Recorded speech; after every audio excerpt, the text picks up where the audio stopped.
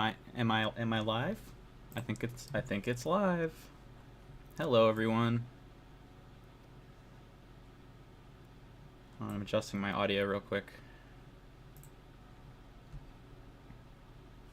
Let me know if you can see me.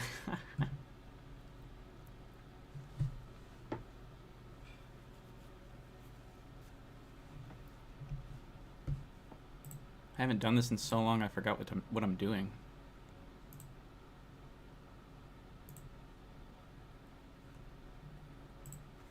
What's up, Hayden? Okay, good, you can see me. I'm gonna tweet this out real quick, and I'll start talking about ball. Everything's awkward right now because my mic's in the way. What do I want to say? Join at reverse. You guys get to hear how I compose a tweet. While he talks about the trade deadline during the Nationals versus Brewers game starting now! Exclamation point. Enter. Control V. I don't need to narrate that part. What's up, Cooper? Welcome to stream. How you doing? Got some trade action happening. Let me make sure that's all good. Post that. Retweet. I gotta retweet it too, guys. Because what's even the point? Dude, stuff's popping off right now in the baseball universe.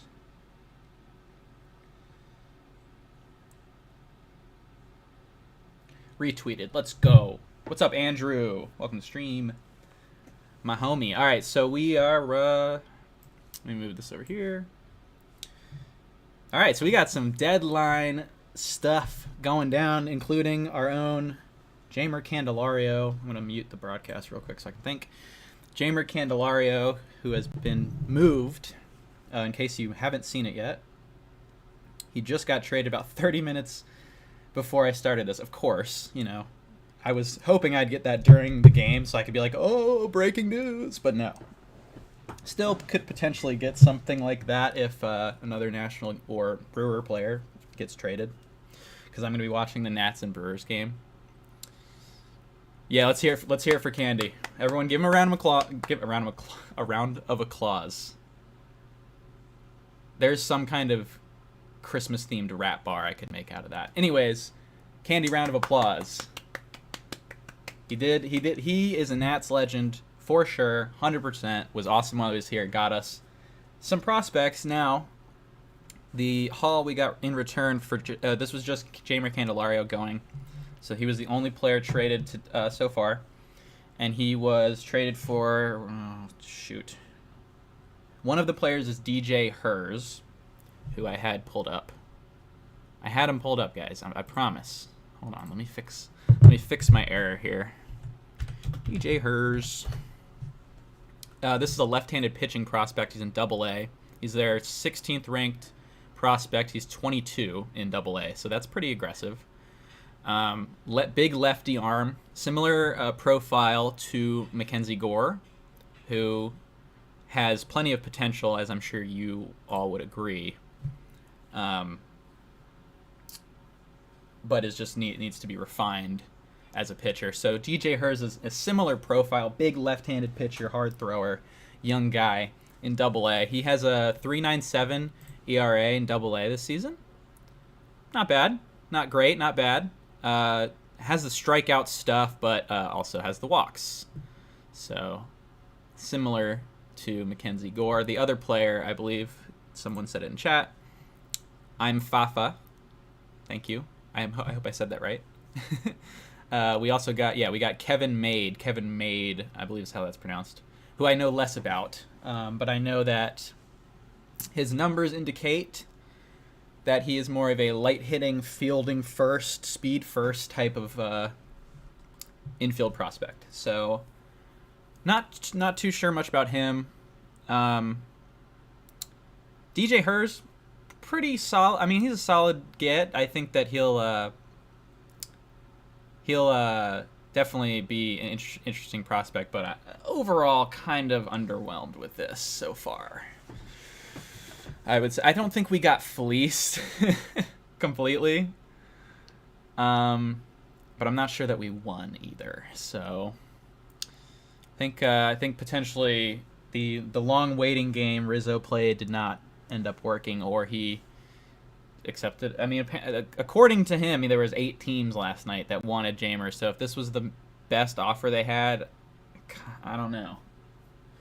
Maybe they should have traded earlier, but is what it is. Anyways, the game's starting now. I'm gonna put this. Hold up. I also prepared this image. Oh, wrong one. This is for funny story. This is from like a year ago. I mean, Josh Bell's in the thumbnail, so you can tell. That's like the last time I did one of these. Is this one? Yeah. Okay. So this has this will hopefully have. I haven't done this in a while, but I think it's actually slightly ahead of me. I can maybe make that a little bit better as well. Oh, apparently Christian Yelich singled, and I didn't even see it yet. That's funny. That probably doesn't look that great, but, you know. It's just a little visual aid, I guess. I'll adjust it, though. I'll do this.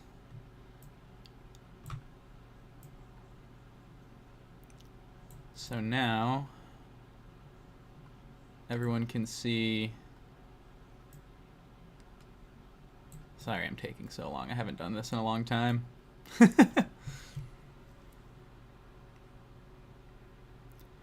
What's up, zombie boy?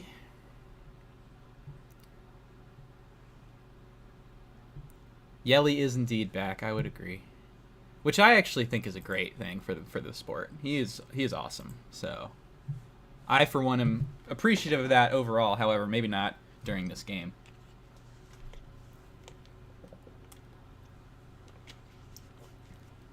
So we're gonna be on Hug Watch, by the way. Hold on, let me adjust this real quick because it would be easier for me to be in frame if I do this. And now I'm over here. So I think we could be on Hug Watch for a couple different players. I think the most likely trades would be relievers like Kyle Finnegan or Hunter Harvey, who I don't think is in the bullpen right now, so we won't be on Hug Watch for him, but yeah. Also Carl Edwards Jr., if a team would take him, but he's been on the IL for a while now, so I'm not sure he's going to get any looks. Joey Meneses has some. I saw some rumors about him, so he could be on Hug Watch. But overall, I think our biggest candidate has already been hugged, I guess. Nice pitch by Jake Irvin. That's a strikeout. I missed Yelly versus Belly. Me too. I think I mentioned something about it in a video in the preseason, how I wanted that to come back, or last year. And I was starting to lose hope, but now they're back. It's really cool. Garcia Prods, Candyman did a lot for the Nationals. Yeah, I believe you are correct. I think I want to have a discussion at some point on Nats at Night, or maybe right now, about Nats Legends, because when I say Nats Legends, I don't actually mean like the greatest, best players in Nats history, you know, like Scherzer and Soto and Strauss and Harper and shit like that, but more so like players that were somewhat good, mediocre, or just plain bad that are also Nats Legends. If you know what I mean. Oh yeah, Zimmerman too, by the way. Jeez, almost forgot about him. But so I always call like players who are like whatever Nats Legends. Although Candy was actually really good, he wasn't like an MVP, so I would put him in the Nats Legend category for one, being a solid player and also getting a trade return. Because there's about 5 other Nats players that are not going to get a return. because of their not as good play. But also, I would also consider other players Nats legends who were not that good, if they did something interesting. John Lester, for example, got Lane Thomas in that deal. But more importantly, in the Nats legend category, last Nats pitcher to homer. That's probably going to stand. So unless there's a weird game where we go to mega extra innings and a pinch hit pitcher homer happens somehow. But so I would also consider him a Nats legend for a different reason, even though he wasn't particularly great while he was here. But that's kind of a Brock Holt, Nats oh my god. I actually have blocked most of 2020 out of my mind, and you just unlocked a memory that I totally scrubbed Brock Holt as a Nat. Oh man. Okay, but anyways, we got Nats ball on now. 2 outs. Sal Frelick hitting 4th in the lineup for Cincinnati. Milwaukee, Cincinnati's next series. Who, I think that's it, at Cincinnati. Sal Frelick played in the WBC for Team Italy? I'm pretty sure. His name's Sal, so I know that's kind of a stereotype, but he was definitely in WBC. I know he was, so I'm also correct. The mass in box is so off right now. I don't know if anyone else. So if other people are watching the game as well, you might know. Okay, they fixed it. That last pitch, it was. Ooh. All right. Good stop.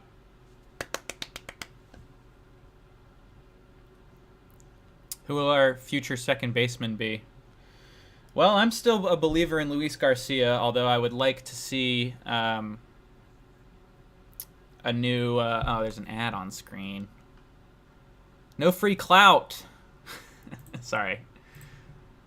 Whatever. It'll go away when it's over. Sorry, you're getting an ad. Yeah, no, I'm still willing to. I think Garcia's got all the tools. He just needs a better hitting coach. So I think it should be Garcia for now. But obviously, we want to have depth. I like Darren Baker, although he had an injury that is kind of because he started so well. I actually haven't checked up on his numbers recently, but I like him as. But he's more of a utility archetype than just a true second baseman. Yeah, he's still playing well.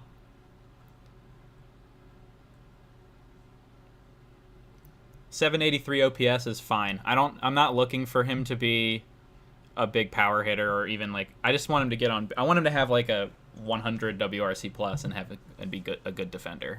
That's Darren Baker that I'm talking about. I think Luis Garcia has more potential than that. I know Luis debuting in 20 really makes it because he would have been a top prospect during those times in like 21 and last year but he had already graduated because he had already played too many games. I missed the podcast. Yeah, that's kind of why I tried to do the Nats at Night thing because we've been slowing down on those. So I don't really have any info about that right now either. Shortstop Garcia, oh my god. Seriously, don't remind me. Leadoff CJ against Corbin Burns. So I didn't do this stream, obviously. Oh yeah, let me talk more about the trade deadline. Anyways, because I got through the Candelario deal. There's been a bunch of trades, obviously. And Mark Canha was just dealt to the Brewers. And Paul Sewald was just dealt to the Diamondbacks for a package that makes me really want Mike Rizzo to deal our relievers because this is a pretty ridiculous package. Dominic Canzone, who's a pretty important outfield prospect for them, except that they had a surplus, so that's why he went. Josh Rojas, who has been disappointing but has depth, is a depth guy and has the ability to play good defense. And this other player, Ryan Bliss. I don't actually know this player. Who is you, Ryan Bliss? Who is you?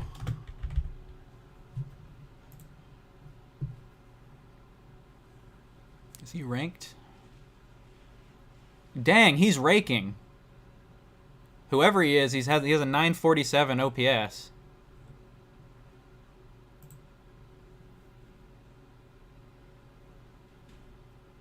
At double A.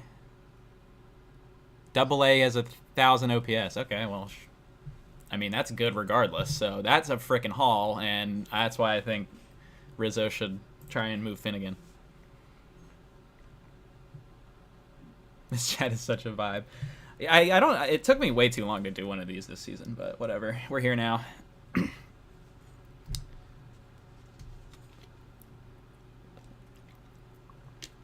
I don't think Cruz has played yet, but they just sent him to Fredericksburg to start. I think that he's probably above that level. What happened to CJ? I missed it. I just saw Lane ground out, but he K'd. Bummer.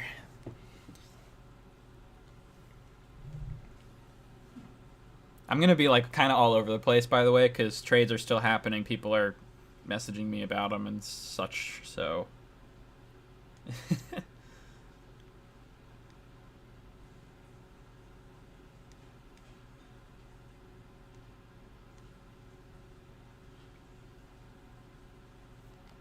Ruiz getting the 3-hole. Oh, shoot. Yeah, the thing is... Yeah, hold on. Let me fix the freaking game day. I'll just have to monitor... Oh, it's back. Okay. Right as I went to do that. Yeah, I'm not going to jump on our hitters tonight if they don't do well, because, you know, it's Corbin frickin' Burns. I would like to see the approach be good, but if they end up getting out, I'm not going to freak out tonight.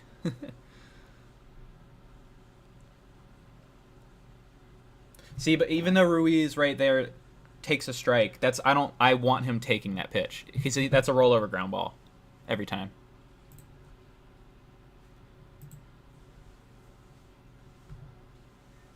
Oh, it's pronounced Made, Kevin Made. Okay, see, and then he swings at a pitch at his ankles. At least it was with 2 strikes, so it's a little bit more excusable, but why do they want to do an ad every time I look at this? It's kind of annoying, honestly. MLB.com's ads are fucking... Alright, I'm going to Savant. Oh, it's right on Candy's page. Look at that.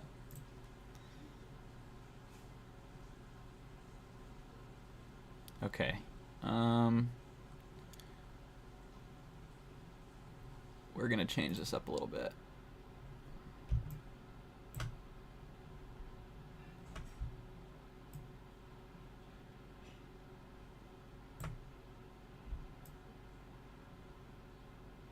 How about something like that?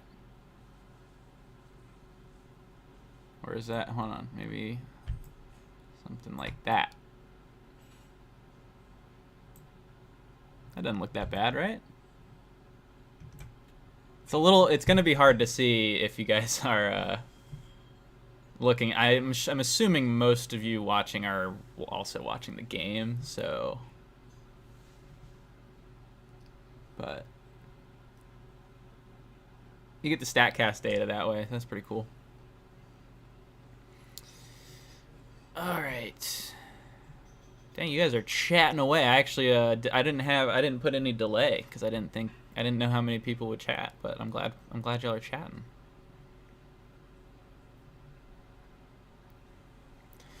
I think Alou should be up sometime soon. Yeah, I mean, yeah, somebody to fill in Candy's spot, because I don't think Vargas should start there. So yeah, bring up Alou, give him a shot, see what he's got out there. He's only gotten like 4 games worth of at-bats this year, so we haven't learned anything. If Lane Thomas gets traded, who will be our right fielder? Yeah, Garrett. I mean, Garrett should be playing every day after the deadline anyways.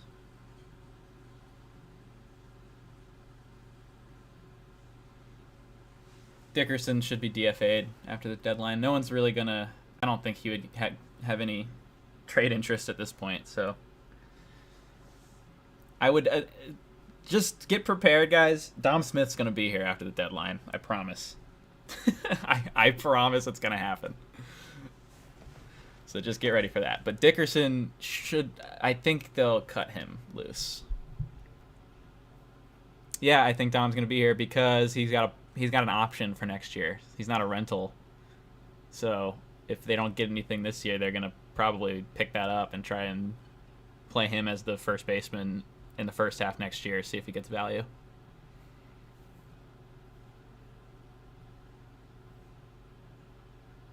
Oh yeah, no. If it were up to me, Riley Adams would be learning first base because I want his bat in the lineup just to see. I want to see if it's real. Again, he's in a limited sample size. We haven't learned anything about him other than that in the small sample size he can rake.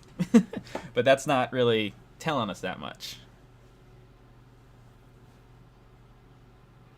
I love how Derek Hill comes up and sucks and goes back down and rake. Yeah, I think Derek Hill is just a classic quad A player, which is, there's always a need for those kind of guys, and we might need him again at some point. And so if he comes back, maybe he'll come back up next time and be really good. Probably not, but you never know. He can run him down too if he could hit. That's really the thing with him and Call is like if they didn't have noodle bats, I'd be cool with them playing all the time.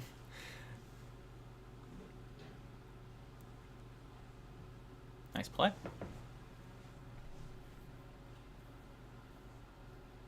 Nice play by Luis there.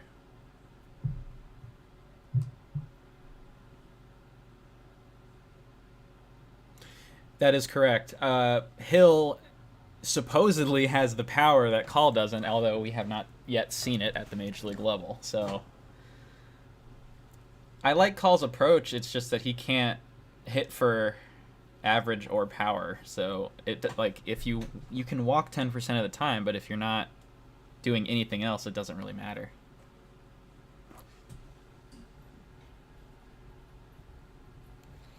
Okay.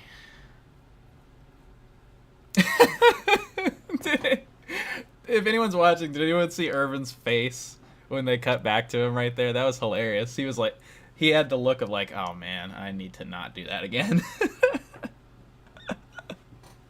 That was awesome. That was one of my favorite things.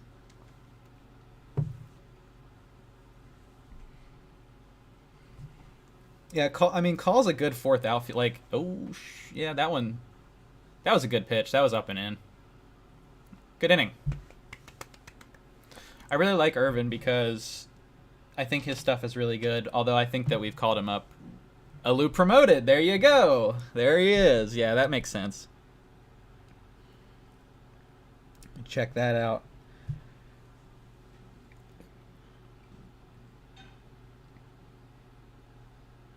I will be making a Jamer Candelario. Yeah, I will be making a Jamer Candelario highlight video, by the way, for his Nationals time, and that will come out probably this week. I don't see what that probably shouldn't take me too long. So this week, hold me to it.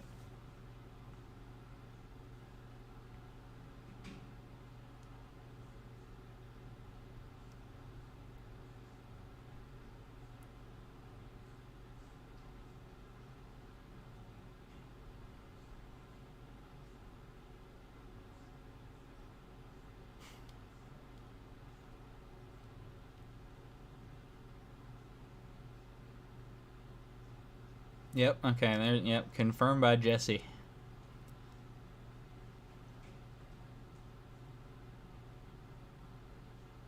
Cool.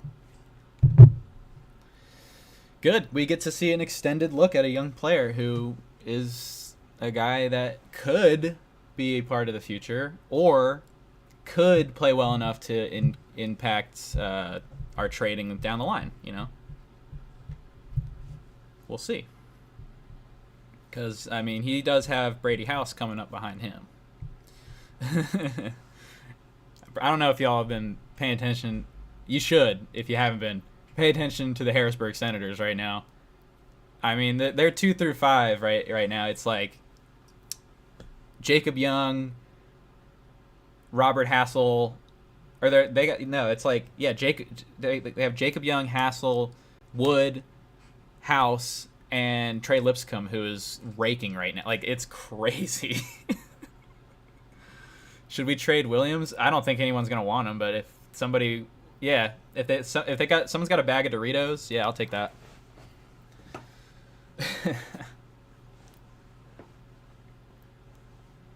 Now Joey here, I don't know what to. Again, he's such a weird player. Yeah, Hassel's having a down year, but he's starting to pull the ball, and that's kind of been the whole thing with his hand injury. Joey Bomb, really? Is that really about to happen on my screen?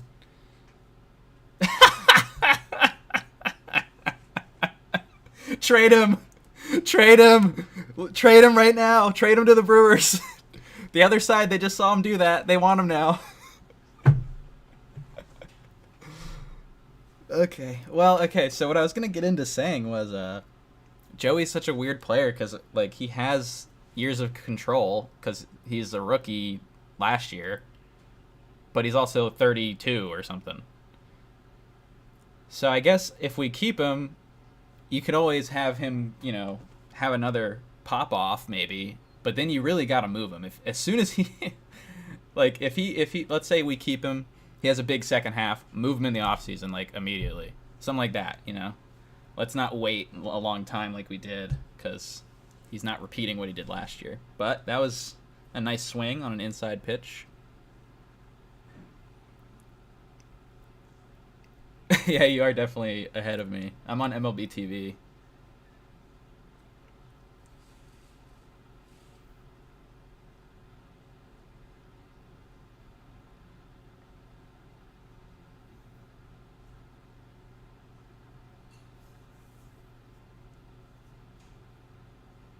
I tell you what, last year, the deadline where we traded Soto and Bell, we won that game at night. So, and we played DeGrom. We beat DeGrom. I'm pretty sure. So that's pretty funny. So this would be very similar circumstance if we were to immediately beat Corbin Burns. All right, Dom, what you got? Roll over ground ball. But once, yeah. Oh.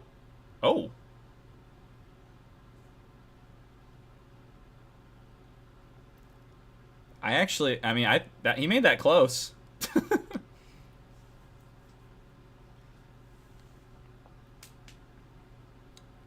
Yeah, Joey has not had that swing this year. Pulling the hands in and keeping it in the air. He's pulled his hands in and kept the ball on the ground a lot, but that's not doing much. Okay, Luis. Luis had a good series against the Mets. I'm hoping that can spark him a little bit. Get him back to hitting the ball hard. That's a good take. See, again, like, even if that pitch is called a strike, he can't do anything with that pitch, so there's no reason to swing at it, especially early in the count. That's him and Ruiz's big thing, I think, is they chase out of the zone without 2 strikes. If they have 2 strikes, I'm more willing to give them, some leeway there because they're trying to battle, trying to stay alive, trying to foul shit off, stuff like that. But the Ruiz swing at a curveball at his ankles always pisses me off. So I am glad that I have not seen that as much recently. And that was a strike, so that's fine.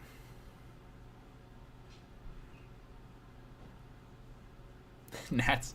I don't know if Yadi. Well, does Yadiel Hernandez count as a Nats legend because his first homer was a walk-off? Was his first homer a walk-off in 20? If it was, I think that would count as Nats legend status. Also, the rules of Nats legend status are definitely flexible. if it's funny, like I'll probably make someone a Nats legend.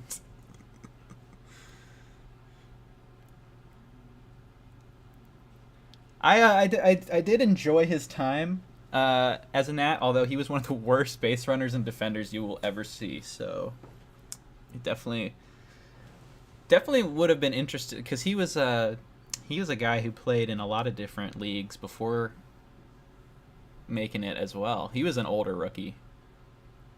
Was he 30? He might have been 30 when he debuted. Well, Howie's a Nats legend. Does Howie count as like an actual Nats legend though? I think Howie might be like above the funny Nats legend status, you know? I think he's like a real one. Even though he was only there for a short time, I mean, that moment is a whole nother level, if we're being honest. Now, if you want a funny one, Michael A. Taylor, and the only reason I say that is because he's 1-for-1 in World Series history with a homer.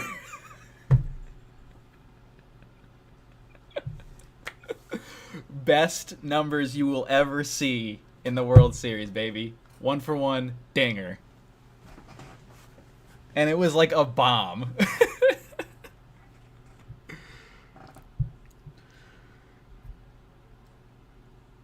Eric Fetty, Nats legend. Eric Fetty's a funny Nats legend. Eric Fetty he was like going off in the KBO. I don't know if he still is. But he was going absolutely bonkers early in the season for some KBO team. I don't remember which one. You know what? I could give Fetty Nats legend status for his swing, because it makes me laugh. He had the worst baseball swing of any player I've ever seen in my life, no doubt. Drake LaRoche, absolutely. Yeah, that whole stuff with the White Sox was weird. Elijah Duke's Nats legend. He had a walk off that he got pretty hyped for, like almost before the bat flipping really became like more common, that I remember.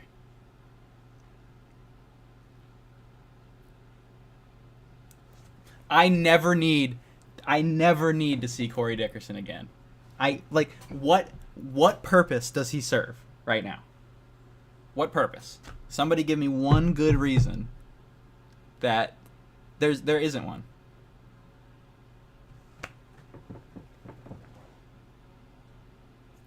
He's doing nothing better than Stone Garrett. Nothing. There's nothing at all. I swear to God, if Terang goes deep or something, I'm gonna lose it. That is an error. Absolutely. Better be.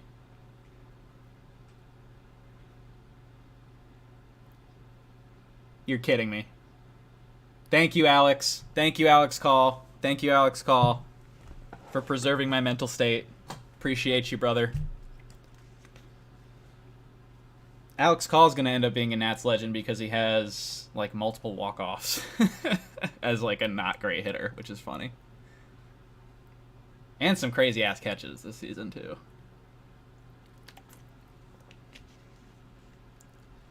Irvin is so mad. I don't blame him.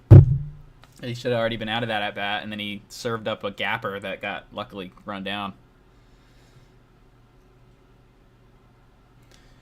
Yeah, we'll give Irvin more time on the Nats legend status because I think he's going to be pitching for us for a while, whether he's great or not. But he's been good enough, right? I think he showed enough to keep me confident in him. Now he does struggle what he's doing right now, which is he's pulling that fastball to the righties. He has to figure out in the offseason, or this season, but in the offseason, how to throw inside to righties.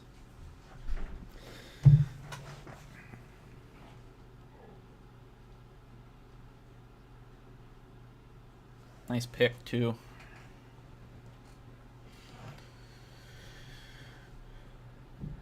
Joey Weimer. Joey Weimer has such a weird batting stance. It's really interesting.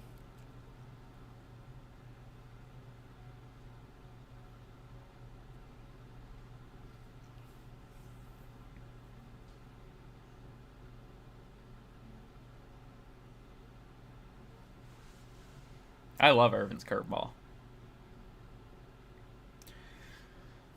And him being able to throw it for a strike already at this point in his career is pretty important. God, he's so back, dude. Yelich is so freaking back. That wasn't even that bad of a pitch. I don't think that was up and in. I mean, yeah, that's Christian Yelich being a great hitter. Honestly, I can't be mad at that. I would say rooting for Yelich would be not good, but I'll give you a caveat though. You can be excited that he's playing well because you like him as a player, because that's how I'm feeling. Like, I don't want him to do great against us, but if he does, it's like at least a good guy is doing well and playing back up to his ability, because it's just better. It's better for the game overall, the health of the game, if we have more players that are good. That was an interesting pitch. I think that was a sinker, but he left it up. Exactly. We have respect for Yelly. At least I do, for sure. I think he's a great player. And Bellinger, for that. I was super bummed that he was struggling the last couple of years too, because if you don't enjoy watching him hit this season, I don't know what to tell you. It's pure. He's hitting like 300 with 2 strikes. That's ridiculous. It's crazy. 14-2 with a 1.75 in the KBO. He's gonna make his way back over here with somebody. Someone's gonna sign him. Not like, I would say it would be a couple years. If he does that for a couple seasons, you might see a team like actually drop $1 for him. Nick Martinez comes to mind for the Padres, and he's been pretty effective for them. Yeah, no, Fetty, since I remember the beginning of the year seeing he was doing really well. I haven't checked in a while, but he's still doing really well, I guess. 14-2 with a 1.75. That's what's up. Good for him. I don't wish bad on any player. I hope he figures it out, and I hope he makes some money. Again, that's the big problem. Like, he's got to throw inside to righties.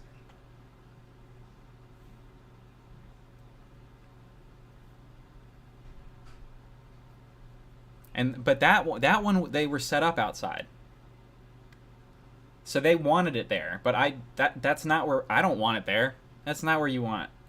You're gonna let William Contreras get extended. Like, I can't understand that from. I don't know who's calling the pitches there, if that's on Ruiz or not, but I don't like that selection. But then again, Irvin has to be able to throw inside, and he hasn't shown that he can. That's going to be his big thing, I think, to improve on, is throwing hard into righties. Because he's gotten crushed by righties when he leaves the fastball up out of the plate, or up over the plate.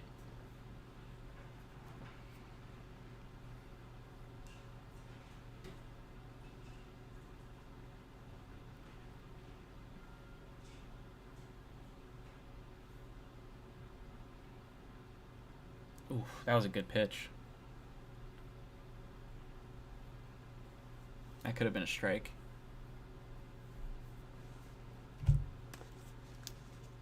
Irvin sets. Kicks. Deals. Changeup. Foul ball. Should I do radio broadcast for y'all? I'm sure it wouldn't get annoying at all.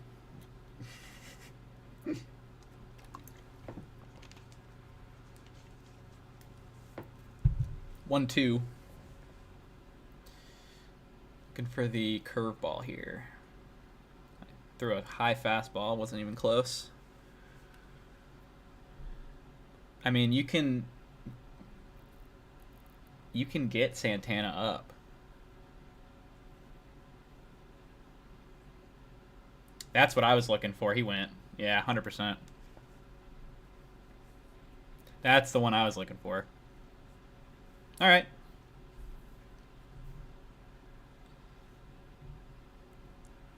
Yeah, overall not too he's throwing the ball pretty well. Again, he's got to figure out how to get inside on right-handed hitters. If you can beat Dave and Charlie, then sure. Absolute. There's no. I can't. What? No. Genuinely, guys, Charlie and Dave are some of the best in the biz on the radio. I mean, it's not. I don't think you can argue it. And I've been listening to them a lot the past few seasons, especially this year, because I've been using MLB TV now, so I can do that. But I used to listen to them while I was delivering pizzas back in the day. So that was interesting. I'd be like pissed off that we gave up a homer or something and be like, here's your food. Not really. I actually remember a specific game when I was delivering pizzas in like a freaking torrential downpour, and also the Nats were blowing a game, so it was just the biggest shitstorm. And they brought like Mason Thompson in, I think. Like this is like Mason Thompson's like first year, so he wasn't particularly good, and he walked in some base runners. I was losing it because I also had to deliver pizzas in a downpour, and it was pretty brutal. Anyways, real.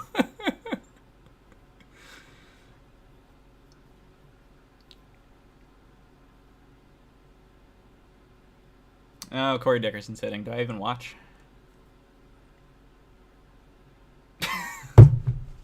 This man swings at a fucking... Sorry, I try not to say the frick word because YouTube don't like it very much. But what the hell? What are you swinging at? It's at his ankles. It's a fastball at his ankles. It's not even a curveball or something that drops. It just started there, and he swung at it anyways. I mean, he swings at everything. I don't want to be too negative, but... Oh yeah, more trades. There's some more trades going down. Oh yeah, let me see if there's any more. Since I haven't even looked. AJ Pollock trade. Yeah, I saw that. There's no AJ Pollock to the Giants, but there's no return yet listed. Also today, Aaron Savali for Kyle Manzanardo. That's the Rays trading for Savali, and the Guardians acquiring Kyle Manzanardo. Manzanardo, pretty beast hitter. So that's an interesting pickup for Cleveland. Which, okay, so this is stupid. I'm gonna admit this is stupid right now. But basically, I had this stupid idea about the Nats trading for Josh Bell and like taking his salary, and then like taking a prospect as well, because they'd be picking up his salary for like, I don't know, a couple relievers. I don't know. It was really stupid. Like, as soon as the thought entered my mind, I started laughing at myself for even thinking about it. But I do love me some Josh Bell. You know, we pick him back up. He does good again. Flip him next year. Profit. Easy. So easy. Also, Nicky Lopez to the Braves. That's interesting. Nicky Lopez, also another WBC player for the Italian team, who hit really well for the Italian team. I don't think he's pitching. I don't think he's hitting particularly well this year. But I like Nicky Lopez. I'll look up his numbers. Probably uninspiring, if I had to guess.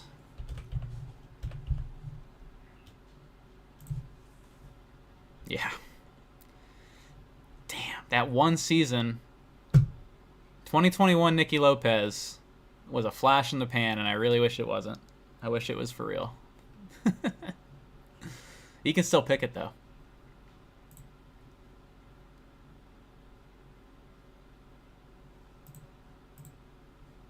Also, Randall Grichuk and C.J. Cron to the Angels. So that's a reunion for C.J. Cron. He's been on the Angels before for 2 pitching prospects.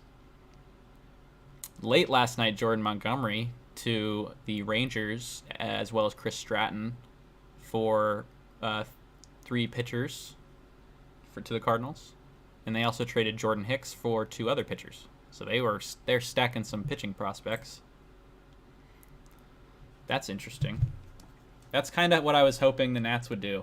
I really, our pitching depth is pretty rough at the moment, and I was hoping that they would try and pursue some players with, 5-6+ years of control, so they could get some depth. But, yeah, I don't think that's gonna happen.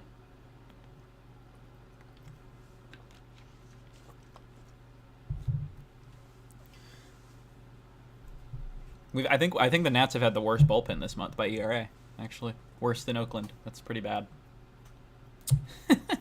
And I thought that was going to be the strength of the team this year. Oh, that's gone. Get out. Oh!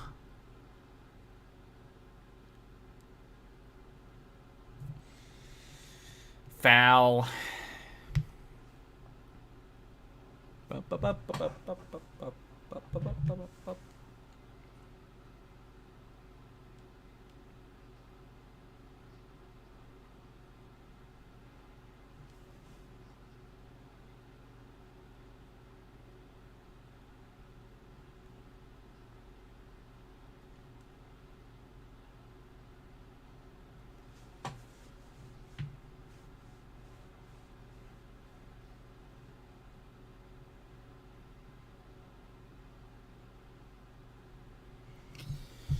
Really think Finnegan's gotta be traded here with the reliever market at the moment.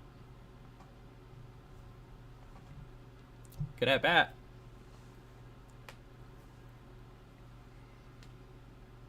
I would anticipate Call will be on the move at some point. The Nationals finally took my advice and started running, and it's working. I mean, jeez. I said in my base running video before the season even started that they needed to get it frickin' moving. There's too much speed on this team to not use it. And they're finally using it. Yes, sir. CJ's so good, dude.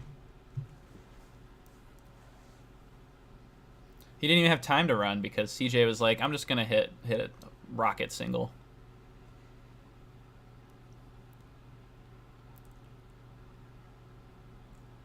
I'm going to agree with that. I'm going to say Cesar Hernandez is indeed a Nats legend. Because also, he got that hilarious Masson graphic. The one that was like trying to peddle his hits stat as like really good. It was so funny. So he gave us that, and also, yeah, that 1 home run. And it was against the Mets, so that's funny. And he hit like third deck, too, which is hilarious.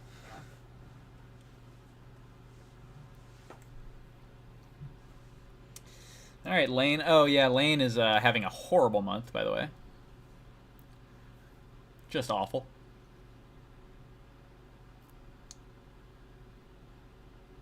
Yep, that's in there.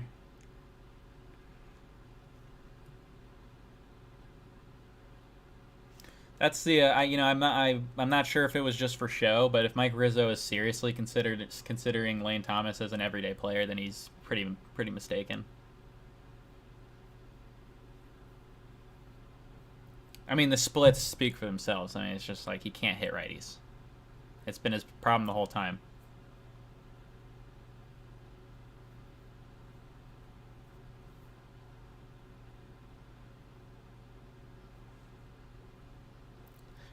That is disgusting, that sinker running in, because now Corbin Burns could throw a front door cutter and you would have no idea which pitch it is.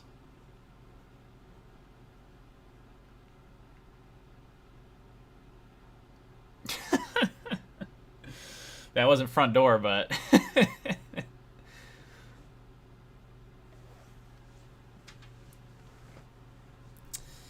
yeah, it's a rough ride. Honestly, I can't even be mad. That's just nasty pitching.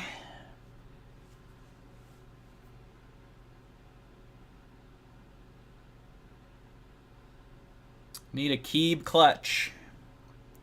Keeb clutch. Keeb clutch. Keeb clutch.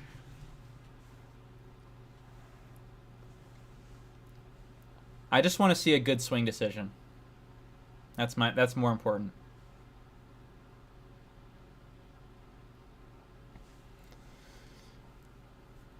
Keeb clutch. Keeb clutch. Hashtag Keeb clutch. Get it trending.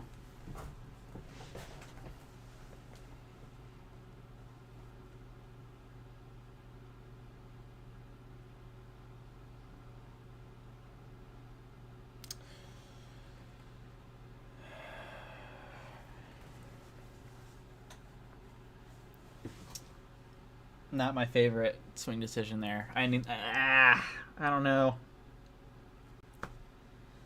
He can pull the hands in and keep it fair, but I don't really like that swing.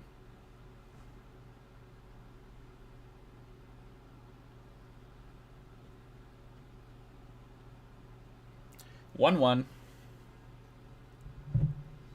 I think the Nats really need to drop this contact-centered approach and start learning how to have plate discipline.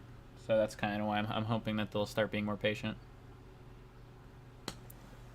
Like there's just no reason to swing at that one. Again, if that's a strike, you can't hit. Like you're not gonna do anything with it. It's a rollover ground ball at best. So there's no reason to swing at it unless it's 2 strikes.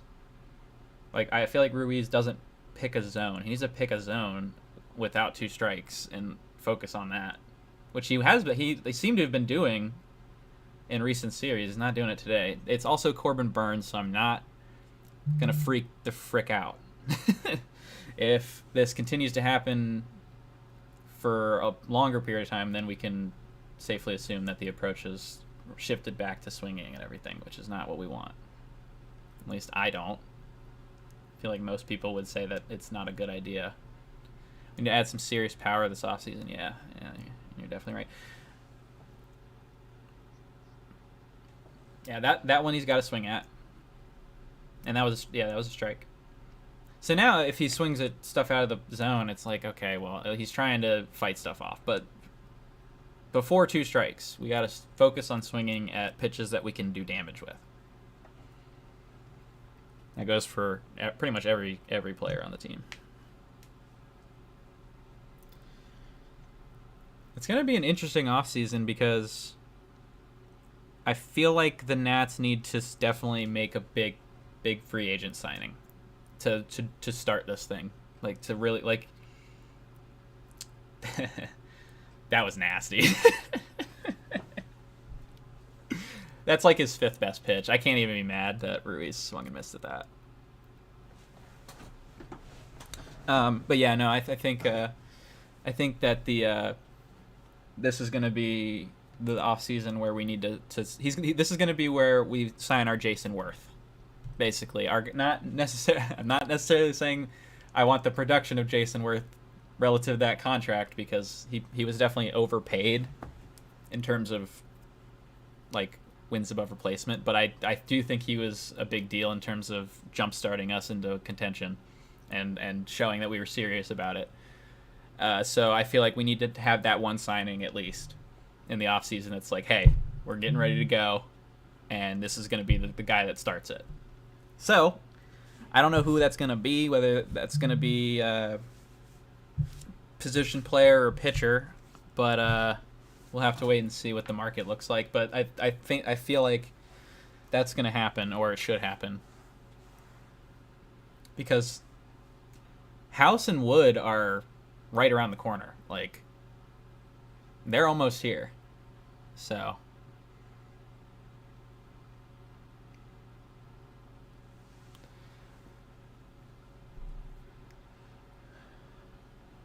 and then depending on, if like 2011 we have a pretty solid year next year where we win over 70 games. I think they won 80 games that year.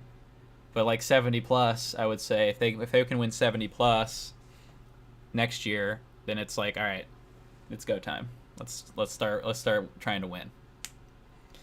Yeah, then Cruz is right behind him. Yeah, Cruz is right there. I think Wood should get a cup of coffee this September, like 2 weeks after the minor league season ends. Call him up, let him get some at bats, because it would be aggressive, but I really think that he's good enough to compete for a starting job right out of spring training next year. That's aggressive, but I mean, that dude is really talented. He's got to just focus in the offseason on cutting the K rate down. That's about it.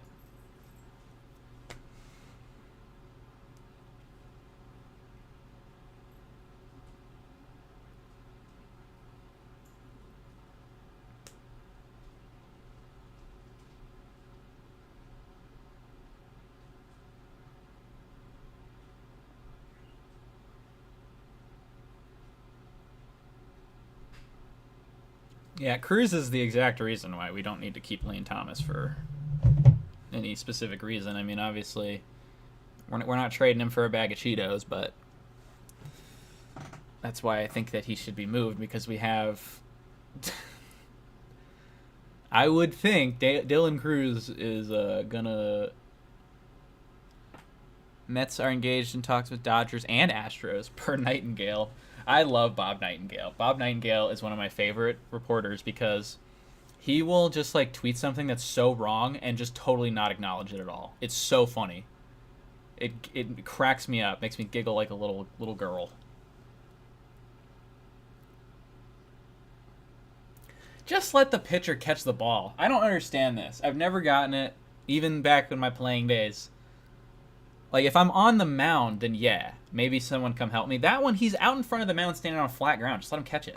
I feel like it's more risky for your third baseman to sprint in headlong and catch it than it is for the dude standing right here to do it. He's a major jinx machine, absolutely. He's a legend for that type of stuff. So, yeah, I saw that he was the Dodgers were interested earlier, but the Astros. That is interesting.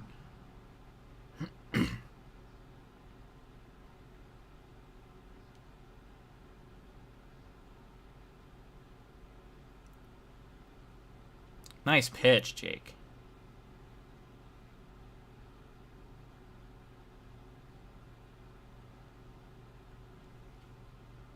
I would think Verlander gets moved, because why would they not? Like, they're already...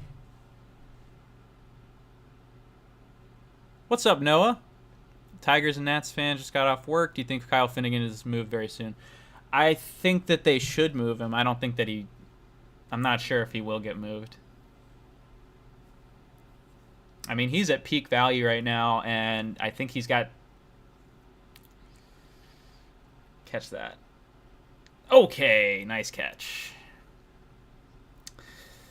Lane Thomas going backwards can always be scary, but that was nice. Anyways, I think that they probably should move him with the market right now, but I'm not sure they will. Candelario might be the only guy that goes, which I think would be a mistake, but might be how it goes. Anyone here collect baseball cards? I don't collect them per se, but like I have a bunch. And I was thinking actually at some point making some kind of like collage of them and like putting them behind me to like liven up the background. But I've never really been a collector of them.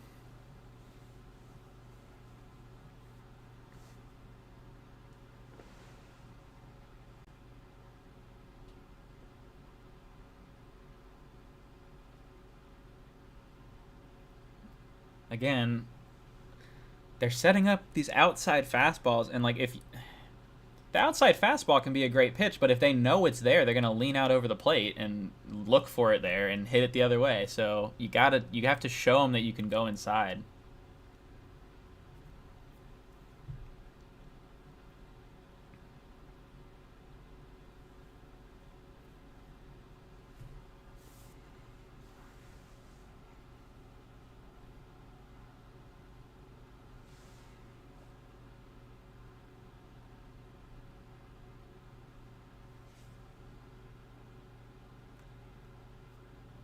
Yeah, it's just too obvious that that's where he's going. Like they've completely cut off basically 2/3 of the plate with the heater. Like they know he's not going to be able to locate it inside. They're just leaning out. I mean that ends up as a catch too, but they are just leaning out.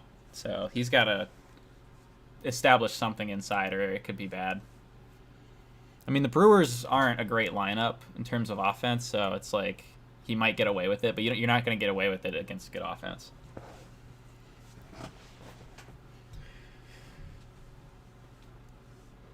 So I just want, it's not like I want him to immediately get good at it right away. I just want to know that they're working on that stuff. Like, that they know that that's a problem. Because with the Nats, I'm not 100% sure every time that they know what's wrong with the player. Yeah, I mean, if you have the inside fastball and the curve going the opposite way, that's tunneling slightly, especially if you can throw the fastball up and in. So it's going opposite directions at least. And who knows? Maybe he turns that into a sweeper at some point, because we've seen that become a pretty big thing now.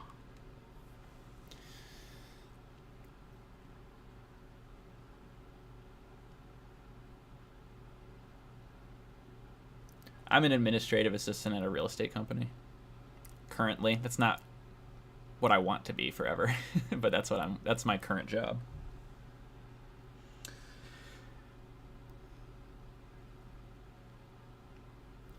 Although I've been in and out of college a lot, and I'm probably going to take some more classes this semester too, but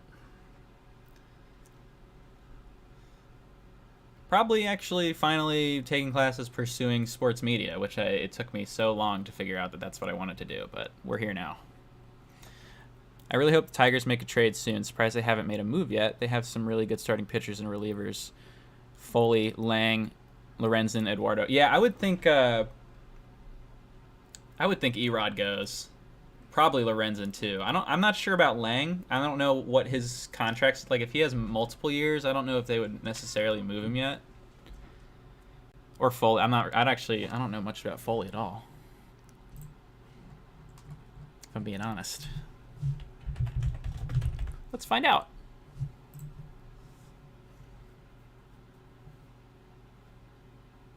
If my baseball reference will load. Ever. There it goes. He's having a good year.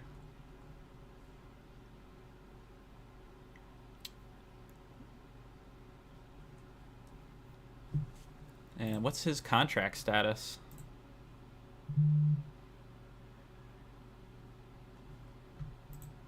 Yeah, if he's got 2 or 3 years left, I wouldn't think they'd trade him. But he might have... Joey, trade him. Trade him, his value's never been higher. No, I'm just kidding. But they can move him for something if they want. Pitcher. Joey for a pitcher. I'd be cool with that. Jason Foley's contract. Oh yeah, if he's in pre-arb. Yeah, they're not going to trade him. He's pre-arb. He's got like 5 years left. I mean, they could move him if they want to maximize his value or something, but I wouldn't think. I don't know though. Relievers are volatile. I guess they could end up moving him. He's pretty nasty though. It looks like I need to pay more attention to him.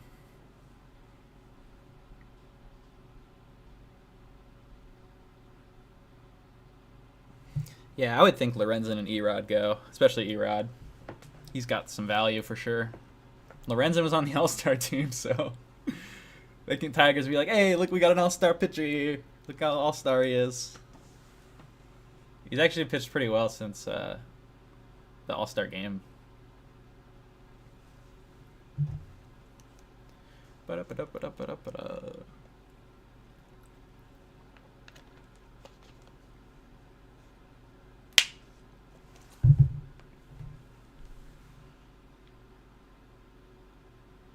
The Cubs just made a move.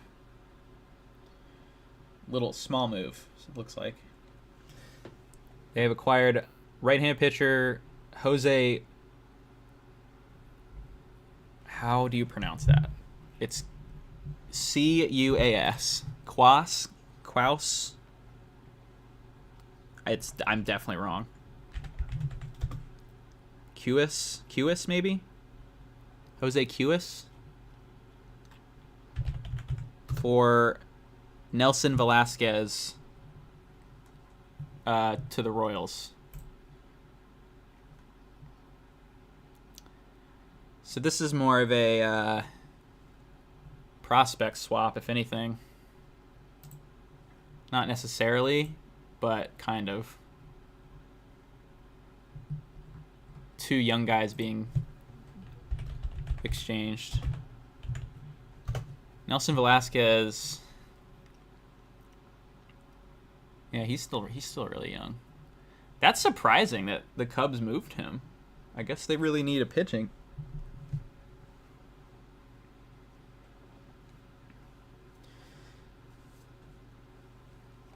I don't know about that. I mean, okay, so do the Cubs have a surplus of outfield talent that I don't know about, or do they think that they're going to re-sign Cody Bellinger? Because otherwise, I don't really see why they would move outfield depth, especially a guy who's been actually kind of productive. I mean, he hasn't played very much this season, but he's got a decent slash line.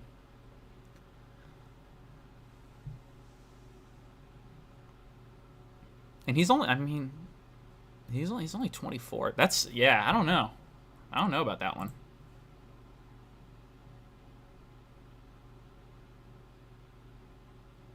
Kind of a hard question, but who do you think will be the biggest name dealt around the MLB post-deadline?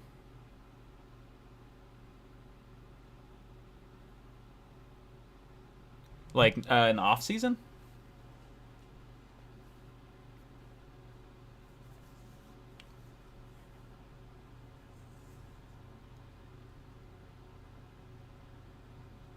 Yeah, I don't really know. I mean, that is an interesting question.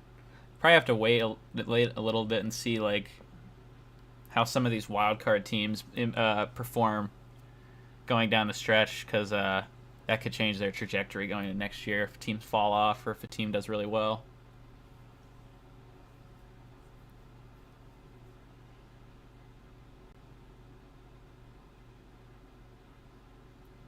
That's definitely a ball. But the Brewers' catching lab is disgusting, and they will frame pitches.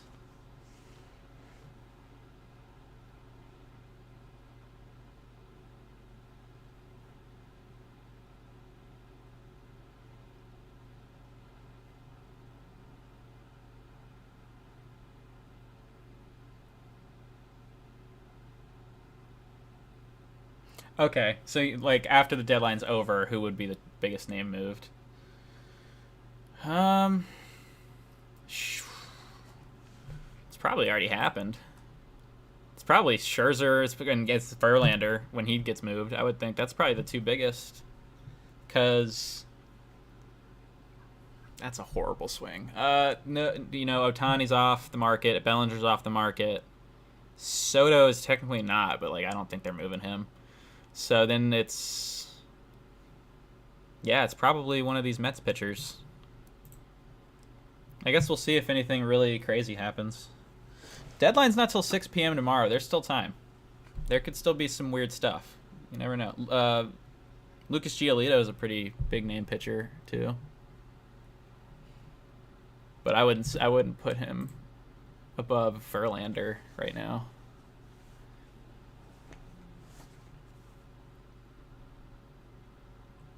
There's not going to be anything like the Soto deal last year. That was pretty insane.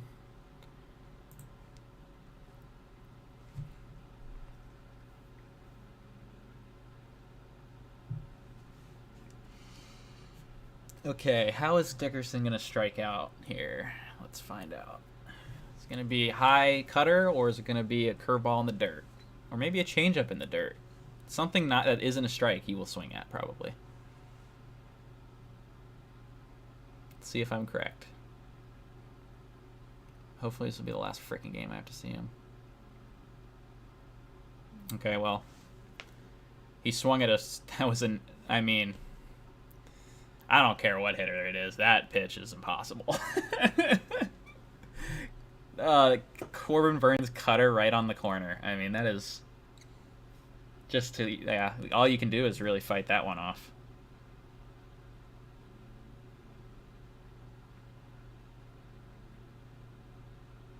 Oh boy, let's find out. Oh, I called it. Change up in the dirt. There it is. That wasn't even close. I mean, that was in the other batter's box. I just can't I can't watch this dude anymore. Again, if anyone can point to me any reason that Corey Dickerson should start over Stone Garrett right now, I'm all ears. All ears. I mean, Stone is worse versus righties than he is against lefties, and he's still better than Corey Dickerson, who was supposed to hit righties well. That's the only reason he's here. So, why do we keep giving him at-bats? I don't understand.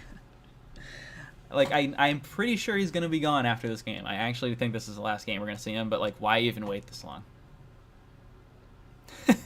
Exactly. I mean, seriously, how many times has he swung at pitches in the dirt? It's just...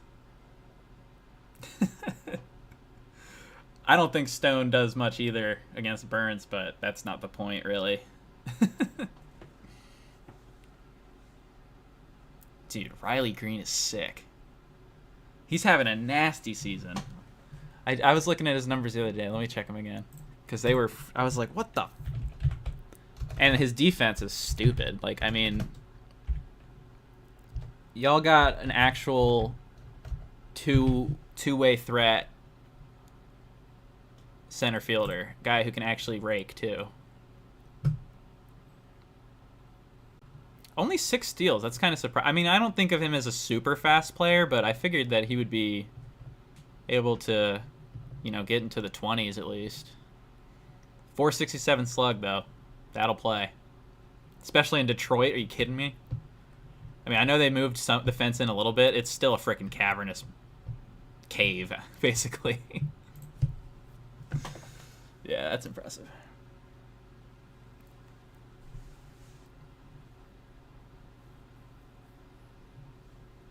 Back to work with Jakey Irvin.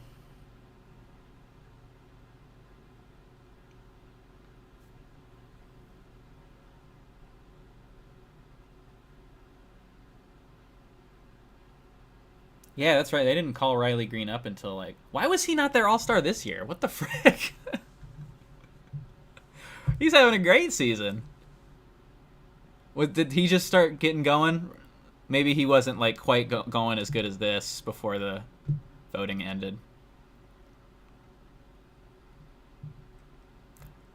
I think there needs to be a post-season second half all-star team to even this stuff out, because there's so many guys that have big second halves that definitely put up all-star numbers that aren't recognized.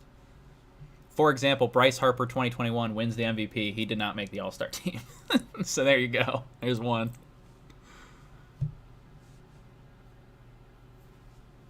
Oh, Massenat. Brutal. All right, well, I'll commentate for you. 3-1 count. Irvin deals outside. It's a walk to Victor Caratini, the 7-hole hitter. He's going to be facing whoever's hitting 8th with runner on first.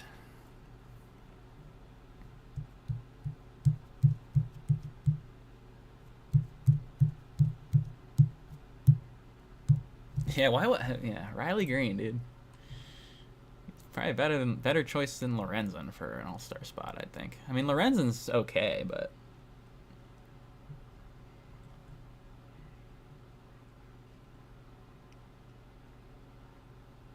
he's only 22. He's definitely, people aren't paying attention to him, but they should be.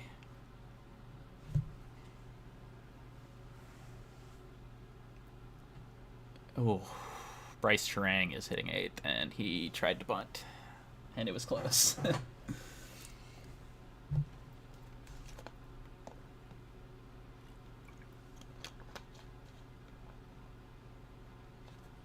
Oh, wow. Well, I guess you could feel his pain. Yeah, I mean, he looked great. And 22 years old doing that. That's pretty nuts. People best not be sleeping on him. I know they is, though. They is sleeping, but I ain't. Oh, no, that's not, yeah. Didn't get it.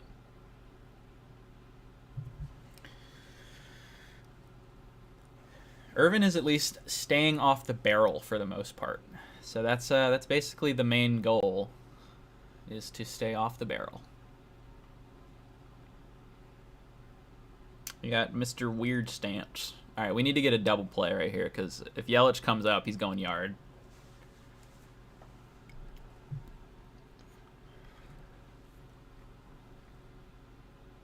They want it inside. There it is. It's an out. I tell you what, he hit the spot that time. Weimer pulled his hands in and actually hit a nice line drive, but he still could not get extended and get as much power as he wanted on that. So that's still big. That was a good pitch, I thought. That's exactly what I wanted him to do. It ended up in an out. I mean, it was hard hit, but he couldn't barrel it, so that's important. Most players get jammed by that. God, he's so freaking locked in right now. This is crazy. It's not like, I can't, like, that wasn't a bad pitch either. I mean, that's a pretty solid breaking ball. It's down and in, which is maybe you don't want it there, but like, that's not terrible. But Yelich is just seeing it. I will take a single, honestly. The way he's single's fine. I just don't want him to hit a homer. I'm walking him this series if I want to win. I've given him Ohtani treatment. Dickerson caught a ball. How dare you ever doubt him? I'm sorry, James. I'm sorry. He's the best player on the team for real. Oh, did the Angels do something else? No.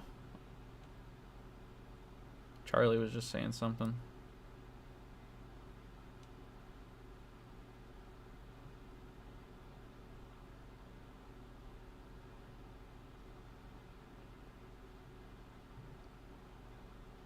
That's a great sinker right there.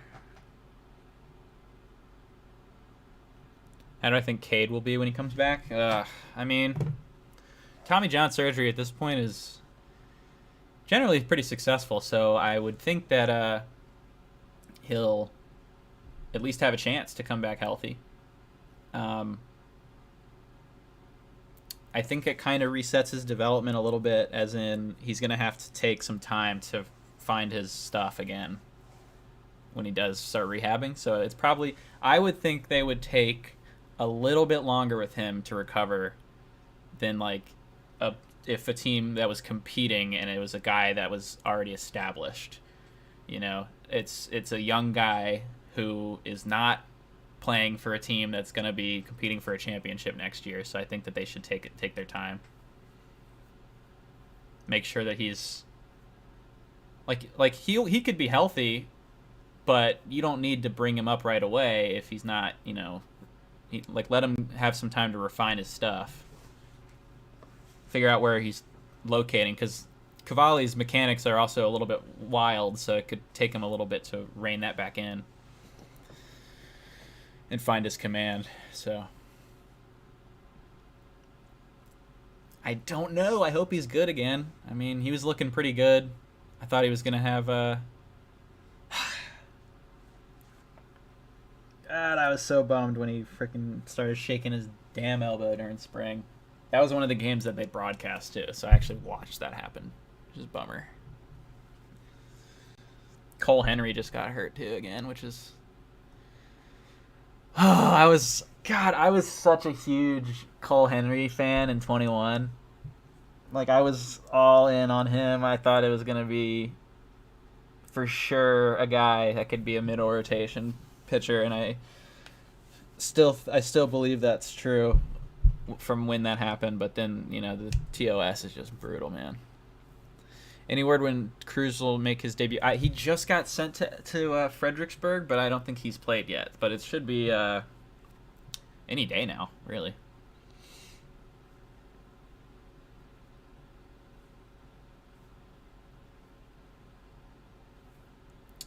All right, still a 1-1 game. Irvin doing a good job.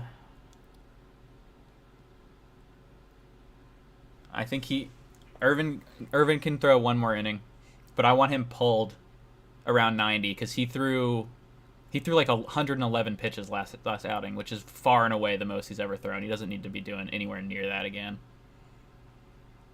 So one more inning, 90 pitches. See ya.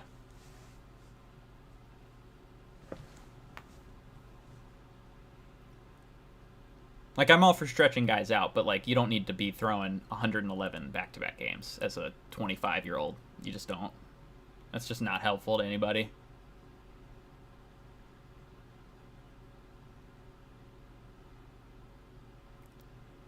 Yeah, I do. I think Rutledge will probably be a September guy.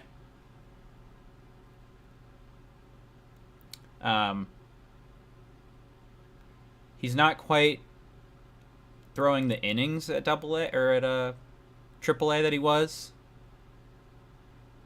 and I don't think he'd probably have. I definitely would want to limit his innings because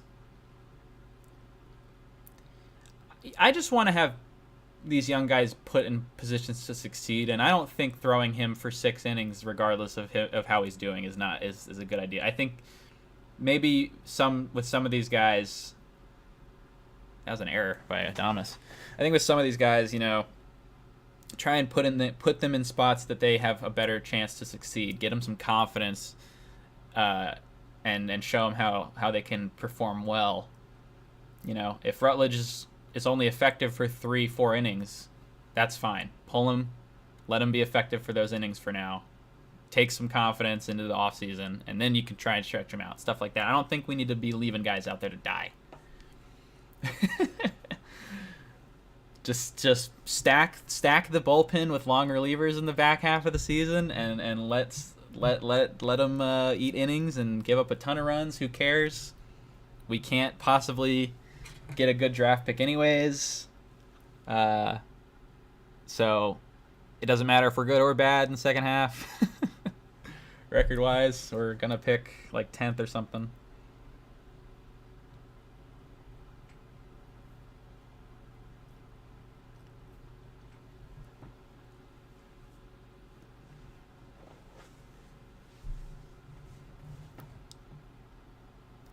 Yo, thanks for tuning in, Fafa. Appreciate it. I should probably do these more. So maybe I will be doing them more. We'll see. I meant to do them more at the beginning of this year, but I didn't do it. But I think next season it'll be at least a little bit more interesting in terms of Nats baseball. So, like, our current trend suggests we should get around to 70-something wins next year. Not this year. Next year. That would also be contingent on signing a free agent, which I think that they would do.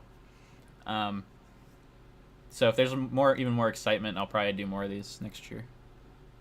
That's a great take. That is a great take.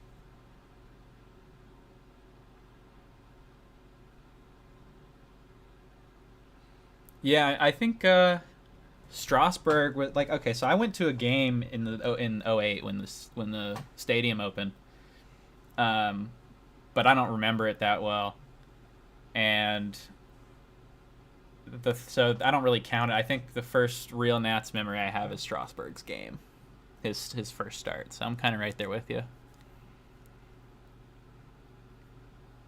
because he was such a big deal at the time. Yeah, that's a steal. Oh, it's Angel Hernandez. Why did Call must have gotten a way worse jump than I thought he did. I thought he was going to beat that by a lot. Brewers are challenging Angel Hernandez, so he's out. He's out. I don't mind running there, but he's definitely out. He's the whole reason I started loving baseball. Yeah, I mean, that's because I mean, back then it wasn't, everyone nowadays I feel like has a guy that throws 100, but not back then, especially a starter. So, that was something to behold. And he still had a great career. It's a bummer that he had so many injuries because he would have had a chance at the Hall of Fame, obviously, if he had that kind of talent. But the injuries just... Yep, Angel's back. He's definitely back. Mid-season form, baby. That's funny.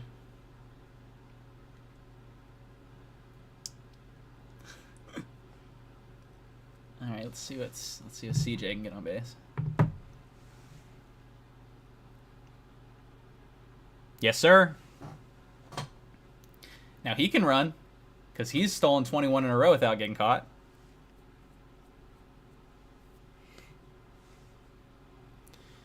Yeah, well, I'm not gonna fault the contract as much as other people maybe, because like you have to sign him back. Like I don't think could you imagine what the fan base would have been like at the time if we let him walk for everyone would have been shitting themselves because he was just the World Series MVP. In reality, it was probably the right decision was to let him walk. But I get why that wasn't the choice that they went with in that case. I understand. I'm not going to totally crap on Rizzo for that one. Let's just say there's other contracts and other moves that have been made that are more worthy of criticism than that.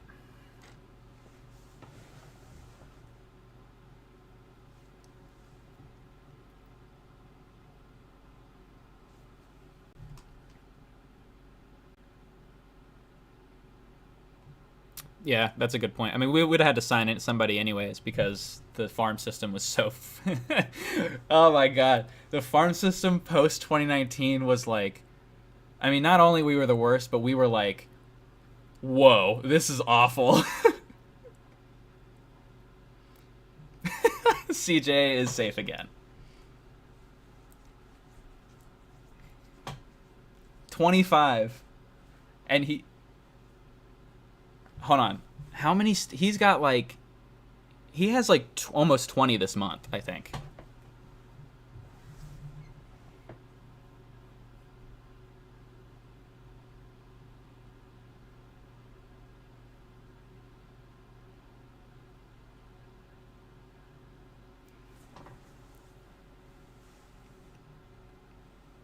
I mean, I said 50 the other day. I think you're right. I think...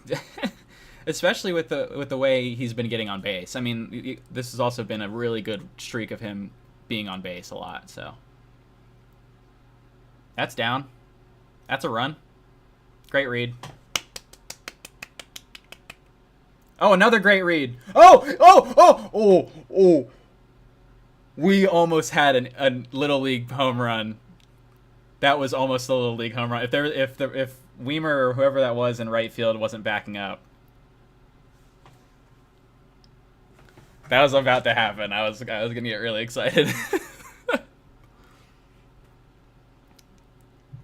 Great read by CJ.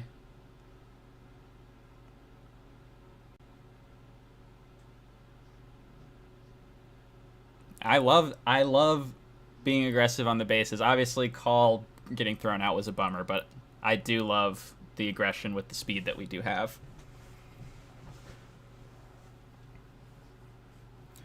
Okay, so Ruiz, all right. Again, this is about getting the run in.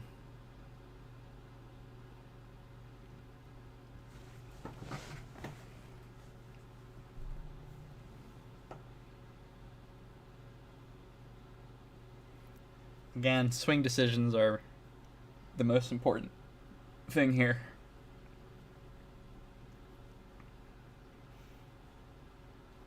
And that was not a good one. There is no advantage in swinging at that. Why doesn't somebody tell him? I don't like you gain nothing by swinging at a changeup that is slightly off the plate. Nothing. And like if he could just eliminate that, he'd be a good ass hitter, I promise. I promise. Like I just need Darnell Cole gone and just get somebody who knows what they're doing in there, please. I promise. He's got the skills. He has the talent. It's there. He just needs somebody to tell him not to swing at that garbage. Like there's no like it's like barely a strike, but even if it is a strike, you're not getting anything from that. Like get another pitch. See another pitch that you can maybe do something with. I don't know, man. It's this freaking contact centric approach that the Nationals have been relying on all season. That's just it doesn't work. It doesn't work. That's why the best teams in the league don't do it. I think CJ cools off at some point, but him showing this now makes me feel great about. Yeah, I mean, it would be pretty crazy if he continued this pace. But yeah, no, this is a big deal for him because now it's one, he's showing that he can hit high in the order. He's showing that he can steal bases extremely efficiently, as efficient as possible, basically. And his defense has been a lot better since he moved to leadoff. I feel like I said this in a recent video as well, but I feel like that opening day where he made those 3 errors against the Braves really affected his confidence in the field because he looks totally confident now. Way more so like he looked at the end of last season at shortstop.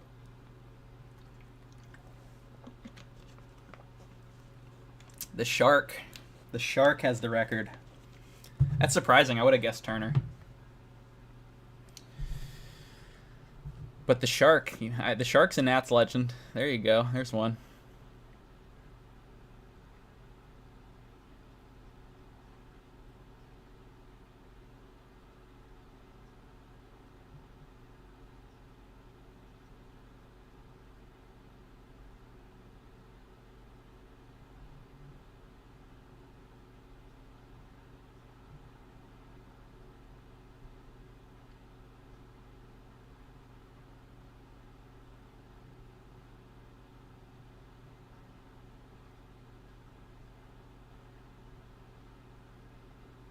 Sorry, I'm looking at Twitter. Or, sorry, X.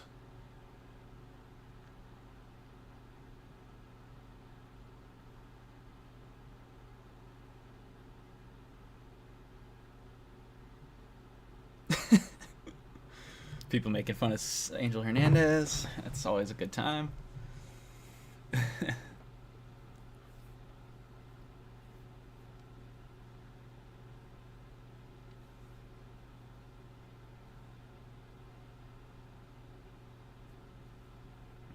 What's his pitch count at?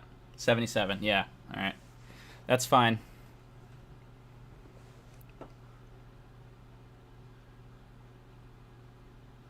Nice frame, Keeb. That was a good one.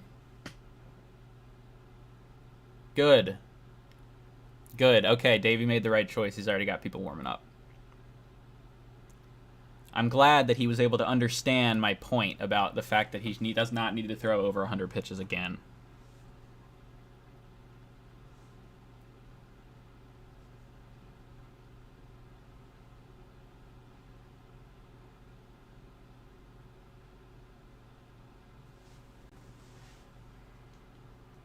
Trying to work this changeup to Santana. I don't mind it. Got one more to work with if he wants. That was a nice pitch. Got hit pretty hard, but that was actually that was a good fastball. And it was an out. Kept it down. Wow, he has really owned everybody except Yelich and Contreras. That's pretty impressive.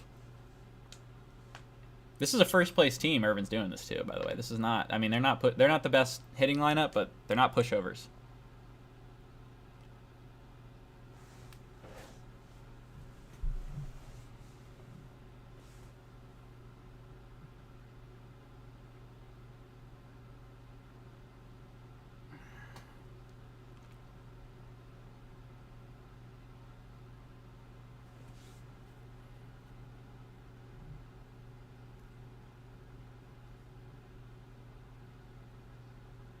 Mm-mm.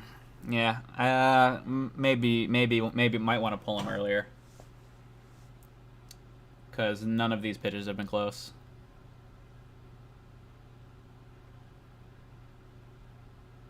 Alright, that one's in there.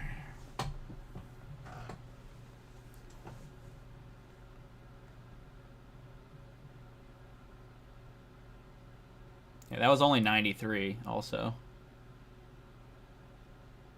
92. No, oh my god.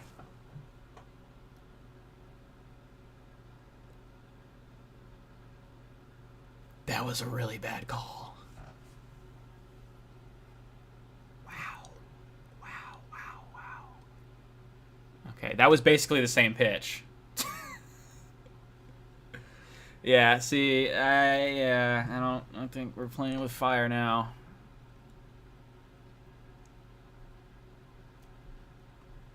All right, it's a righty.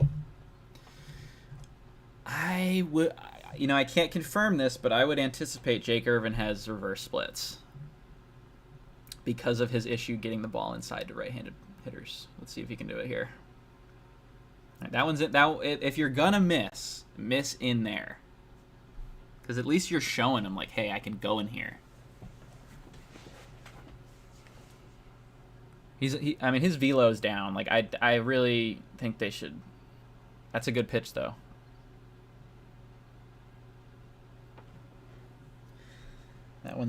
He got that one inside, and Willie Adames just hit one off his leg, and now Willie Adames isn't going to want to swing at that anymore, maybe. So, you got him thinking about it.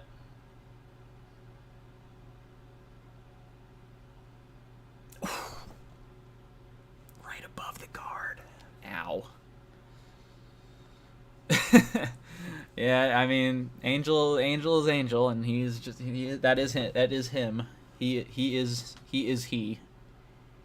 And as long as he is an umpire, he will be made fun of.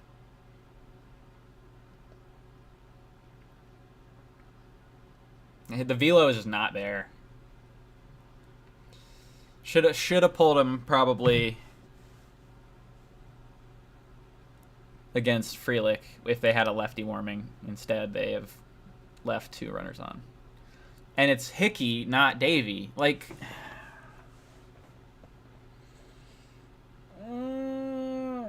David. Okay, this has to be his last batter, at least. I mean.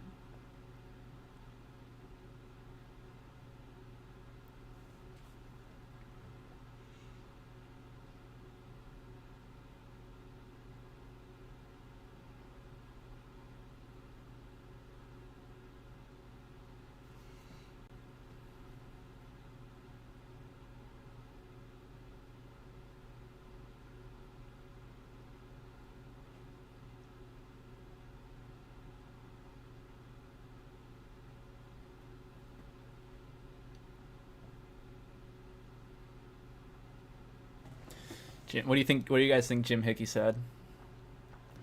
Yeah, I'll just go in there and throw some strikes or something. I don't know.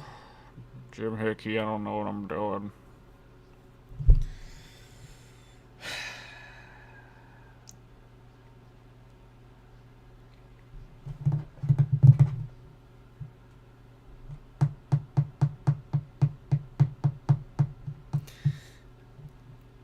How come every time Jim Hickey has a mound visit, immediately the other team gets a hit?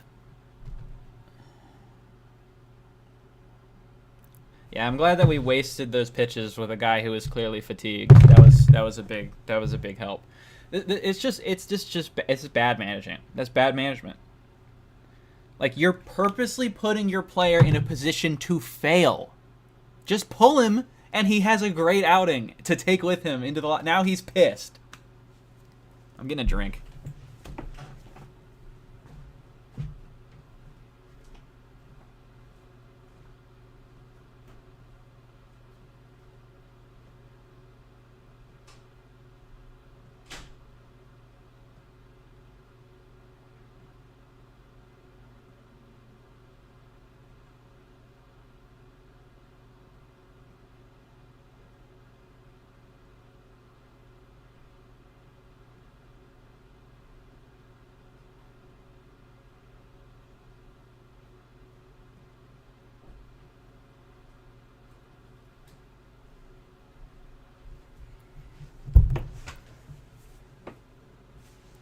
Got some more water to cool down with, because Davey made me mad.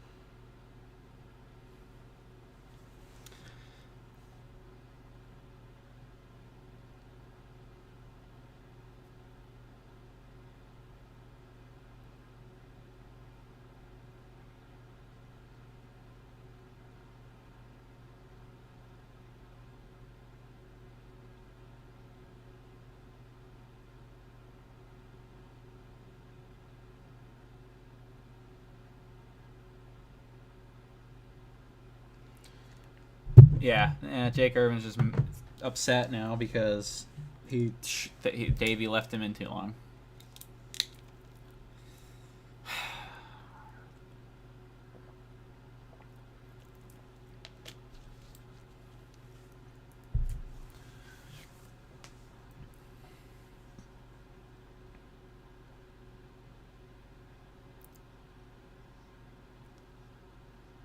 Wow. Could have done that earlier and saved a run, but nah. You just waited too long to put him in and do that. Cool. Good job, Jose Ferrer. Well done, but now we're tied.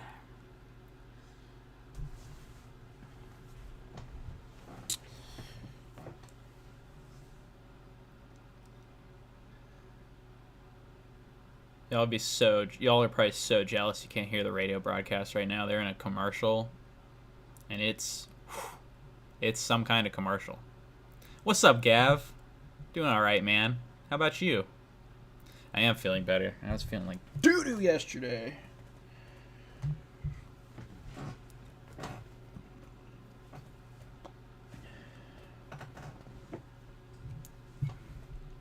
Feeling like some doo-doo garbage.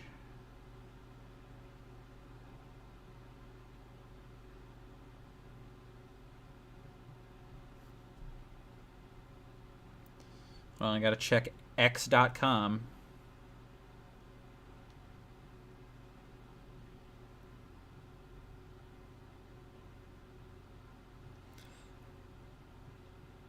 All right, Zombie Boy. Thanks for hanging out for a while, my dude. Appreciate you.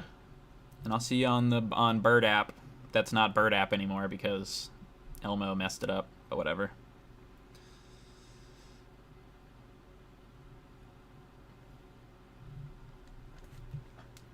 Doing fantastic on this beautiful day. Want to give me my way too early 2024 opening day lineup for the Nats? Way too early? Let me think. So we were discussing earlier that the fact that I think this offseason the Nats will probably sign a free agent, like to jump start the basically to say like, all right, we're gonna try and play some competitive ball now. So with that being said, I haven't thought about who it could be, so I'd have to think about that.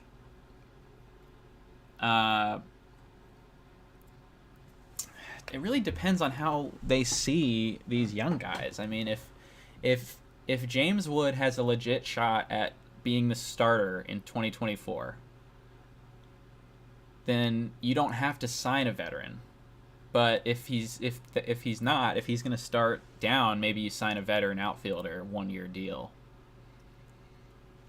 But the Nats have a lot of outfield guys that could take. I don't know. It's going to be tough to figure that out. But I mean, I think you can pencil in Ruiz. I think you can pencil in Abrams. I think you can pencil in Garcia still. I still have belief in him, but I don't know. It's very, very early. It's so early that I can't even think. I don't even know which free agents there are. It also depends on health especially for like the rotation. Because it's going to be Corbin,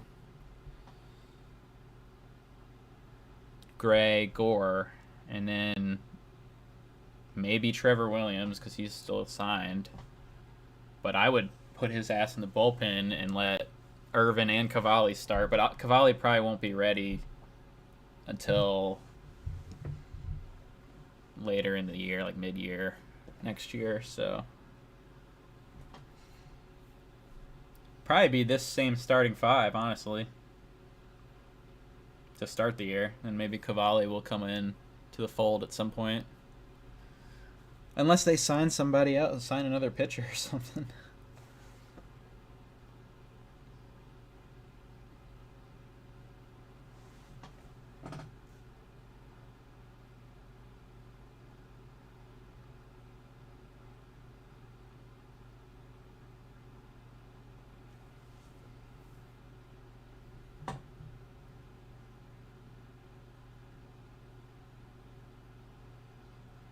Yeah, Corbin Burns wasn't even good in this game, and he's still gonna go 6-6 with 2 runs. Recap of the game. It's been kind of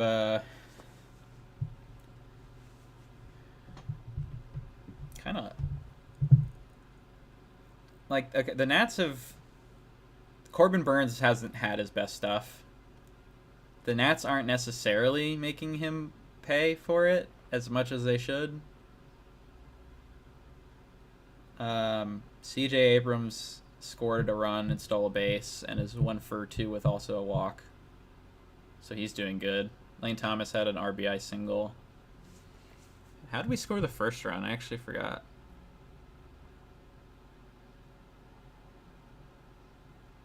I don't remember how we scored the first run, actually. Davey left Irvin in too long, and they tied the game last inning, though. So I was upsetty at that, of course, because I'm just like, Davey, why? Why would you do this?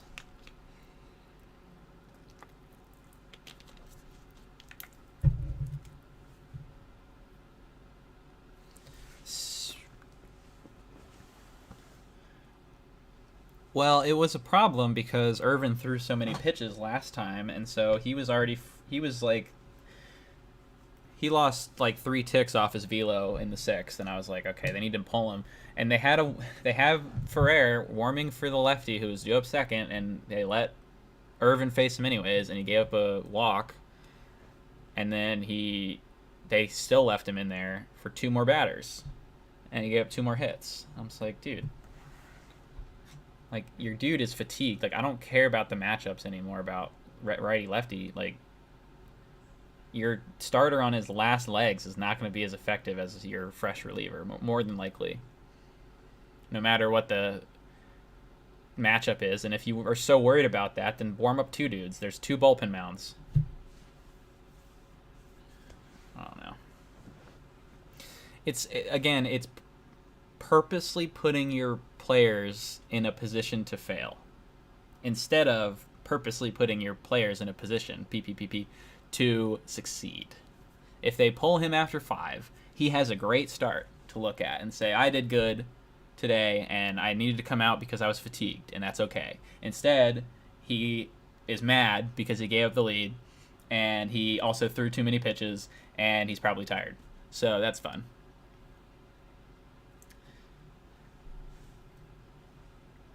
If there's a game to stretch out Irvin into a longer game, it's not this one. After coming off of 111 pitches, which is not only was it 111 pitches, it was 15 more than his career high. That's not that's a pretty big difference. 15 pitches a full inning, essentially. So Davey rant over. Hopefully Jose Ferrer can clutch up. But yeah. Well, Irvin's stuff's good. And it's cool. It's fine to pitch him 100 pitches, but when he went so far over his limit, and then they kept him in too long in this game. Like, there's no reason to do that.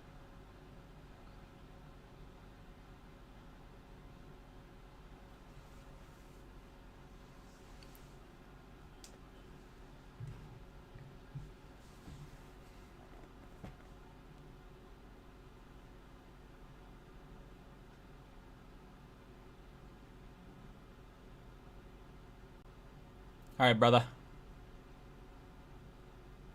Thanks for stopping in, homie.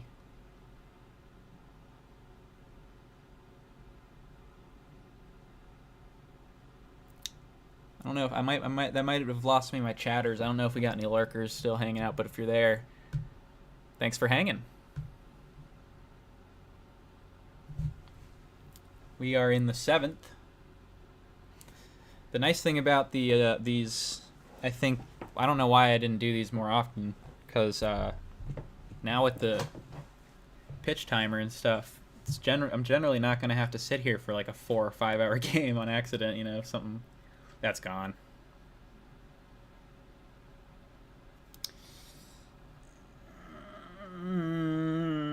This bullpen's really bad. Ferrer is a guy that I like, but he's definitely not ready yet.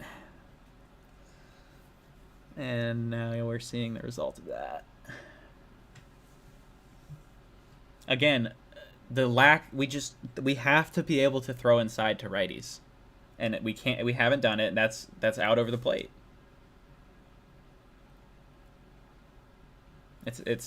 You're letting the arms get extended. So again, I don't think Ferrer is ready to be in the majors yet, so I'm not going to blame him necessarily for that. That's just the way it is because we don't have any pitching depth right now. Appreciate your compliment there, James. And then bruh, because yeah, I saw it too. That homer. But can we get Christian Yelich out is the question. That's my burning question.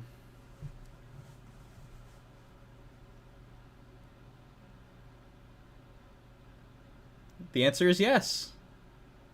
We did it. Got him out for once. How about that?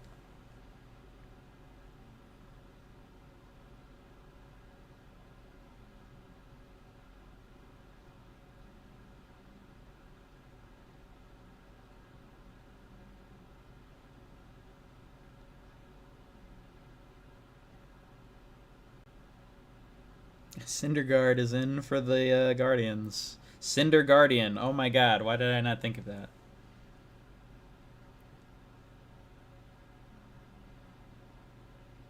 Here comes Weems.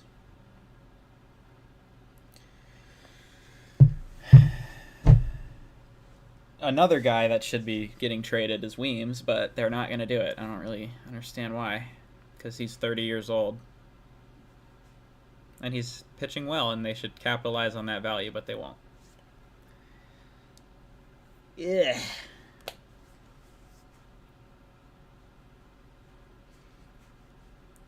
was hoping we'd get some handshakes. I don't think it's going to happen, though. I will say that Rizzo did most of his trading last year on the deadline day, so I guess if I can wait till then, but I don't know if there's going to be much movement, and I don't think that's a good idea. I think that they should have been way more active than this, and they weren't, and it's biting them now.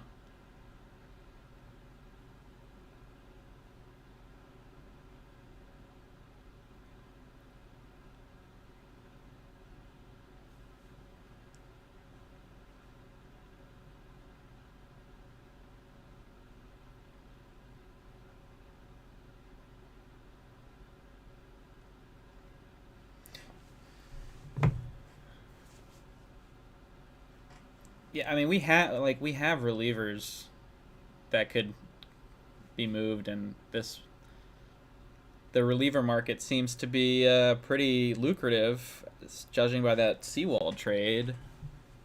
So I don't know why we didn't really do anything, but We'll see if there's more to come.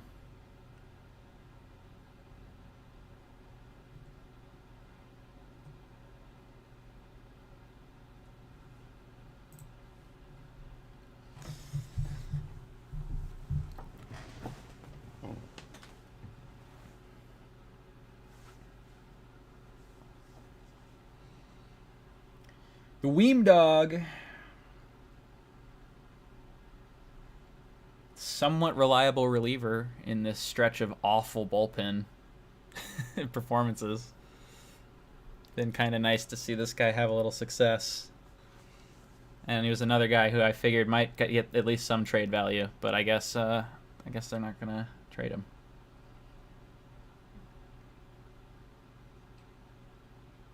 That's a nice pitch right there.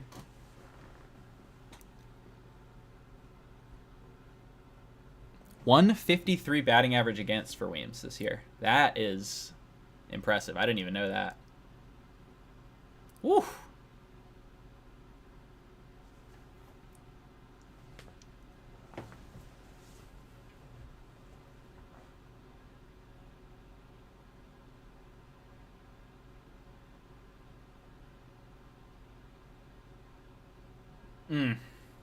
That was a hanger.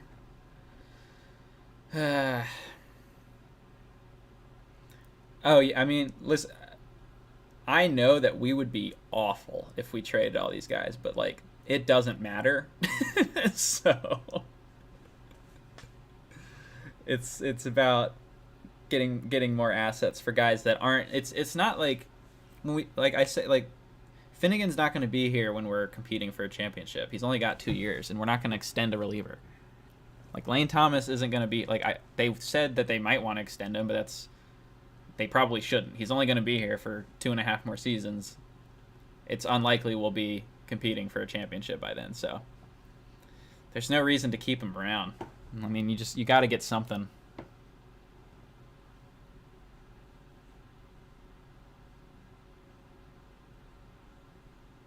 Because it's more just adding the years of control than the actual players.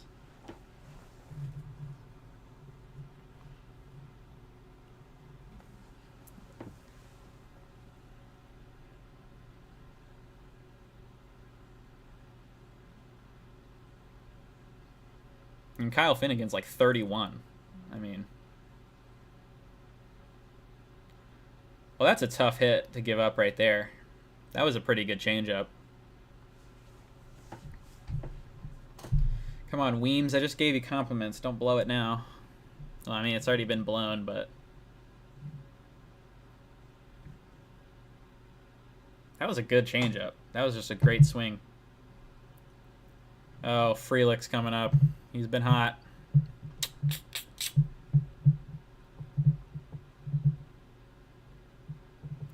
I am scared.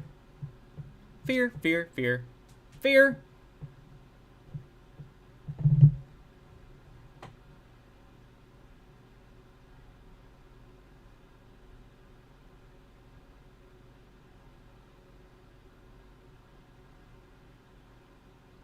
Got him. All right, we're good. I'm going to go to the restroom real fast between innings.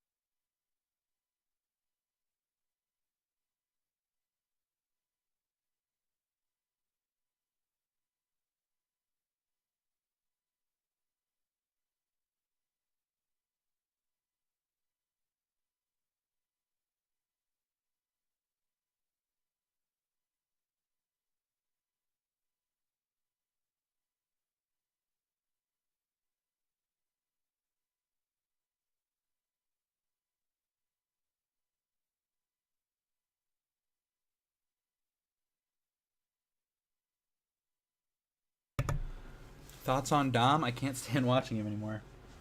Yeah, same. Unfortunately, I don't think he's going anywhere.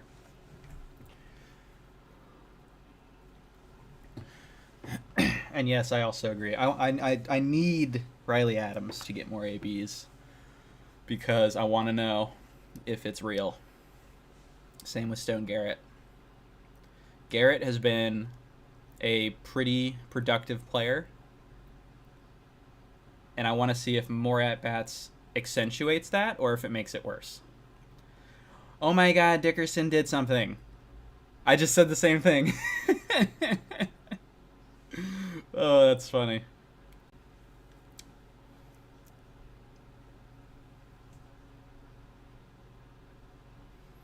Yeah, I mean, like, Stone could suck in that time. I don't know, but we got to learn something. We can't learn nothing and have more questions than answers. We got to figure something out. If Stone Garrett is real or is at least serviceable, we can play him all next year and trade him, or we could fucking just use him if he's good. Frickin', sorry, I'm trying not to say the FUCK word. I can't help it sometimes though.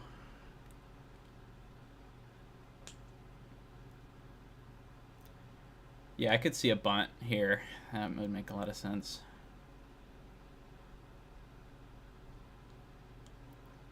Yeah, that's what I'm saying, James. That's exactly like there's just nothing. There's nothing that he does better than Stone. Really. He's worse defensively. He's slower. He hits both sides worse than Stone.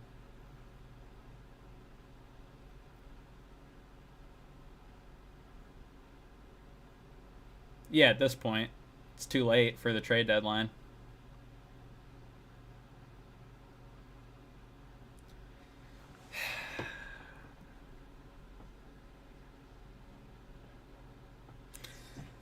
At least they're not making CJ bunt, but like the bunts just don't work, man.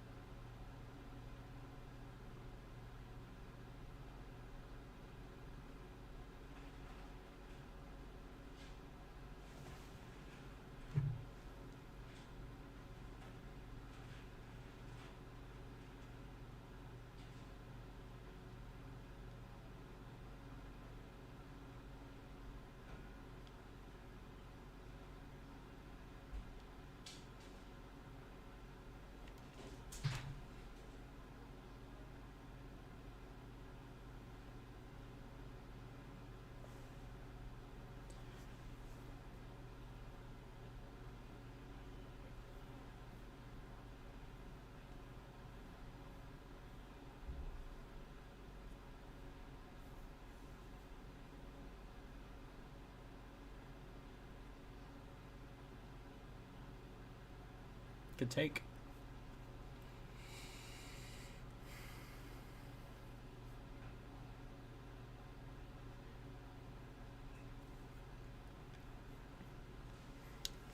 Draw a walk here. Give me first and second with CJ coming up. Might feel okay about that. Nice. Freaking at bat. That's a great at bat. That's a great at bat.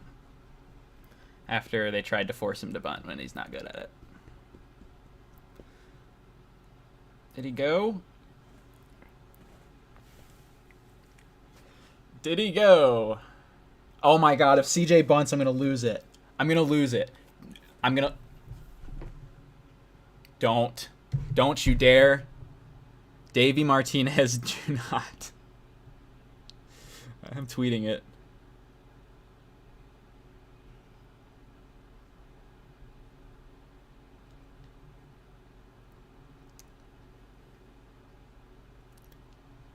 He's gonna make him bunt. He's gonna make him frickin' bunt.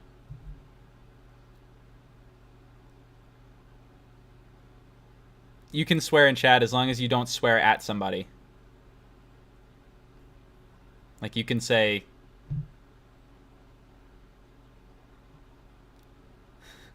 I mean if you want to say I hate.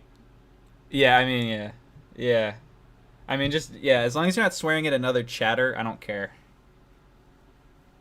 And like when I say swears, like I'm assuming you know what those words mean. Like no slurs. Like I'm. Oh, that's a brutal call. That's a brutal call. Yeah, I'm gonna give you benefit of the doubt and assume that you understand which swear words are allowed and what words aren't. Okay, well they didn't make him bunt. That's a strike. That first one was a pretty rough ride. So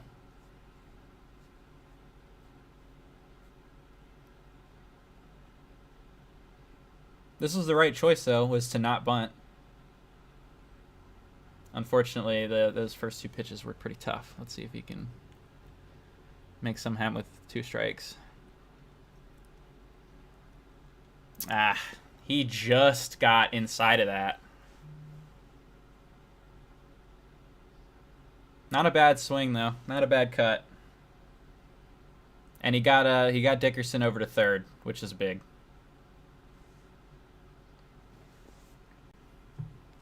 That's a pretty solid result from an 0-2 count after that first called strike as well.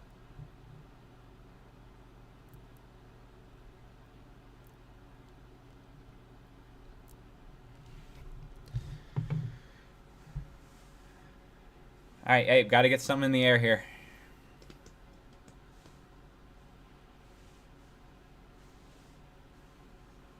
Wonder if Call will run, actually.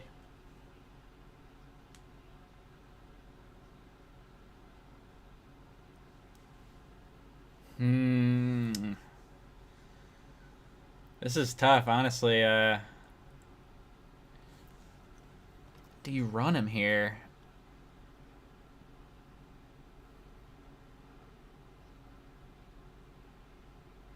Two 2-0? Yeah, no. Let Lane get a pitch. Let Lane get a chance here. I think if it gets to 2 strikes, maybe Call runs. But I think that maybe they should stay put until then. Until he gets... This is a pretty good count. Oh! There we go. That's a tie game. That's a tie ball game, baby. There it is. Well done. Well done. Good job. Well done, boys. That's good baseball. That's good baseball right there. Get him over, get him in. Get him over, get him in.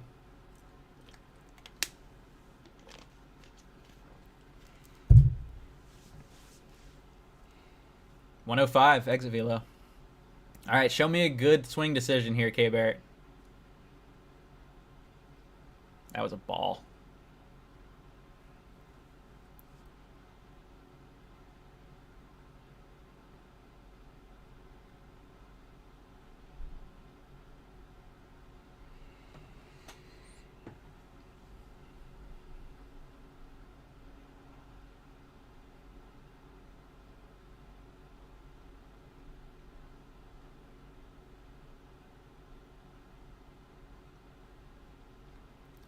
Again, why?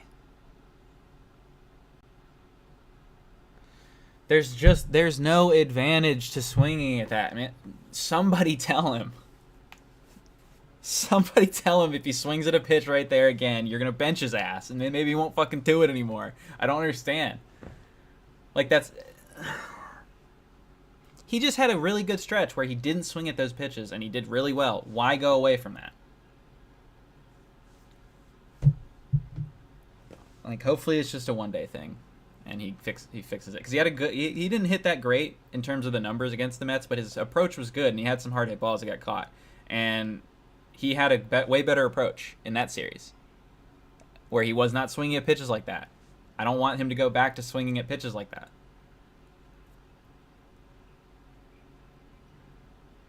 That was the one to do damage with. He knows it too. Joey definitely knows it. Bennett, I thought he just threw, actually. I want to say I just saw him in the stat sheet on Twitter, like, not that long ago. I think he's all right. Hold up. Let me check his game logs.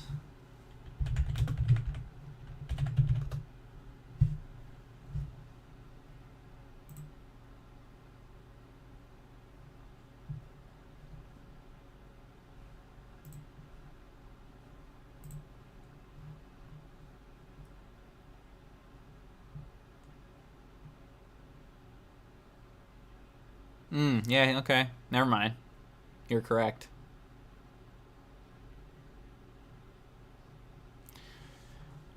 I don't know. I have not seen anything, and for whatever reason, the Nats have been weird with that. Like they didn't say much about Elijah Green for like a month.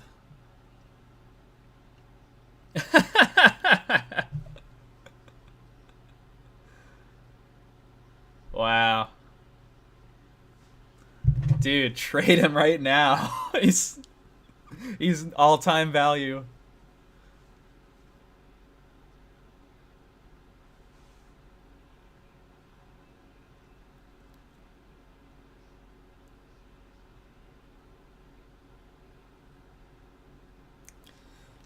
Well, last audition for Lane and Joey right before this deadline happens. There you go.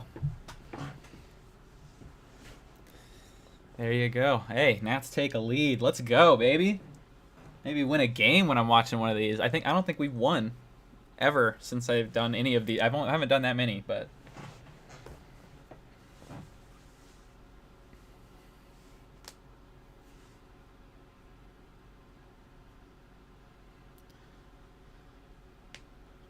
yeah, that's a bummer about Bennett because he was having a pretty solid season. And pitcher injuries, man, can't escape them.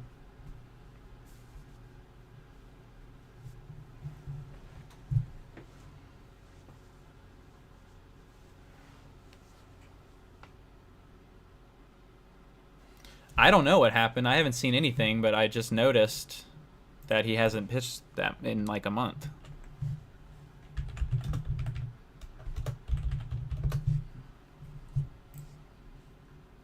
Because he got moved up to Wilmington because he was having a really good season.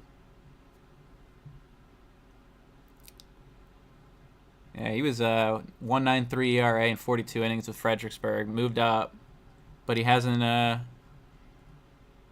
When's his last game? Last game he pitched was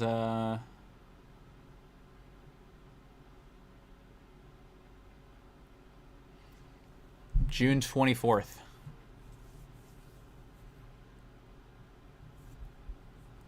I don't know if that's like a rest thing or if he's actually been hurt because I haven't seen any. Let me just look up Jake Bennett on Google, see if he's got news.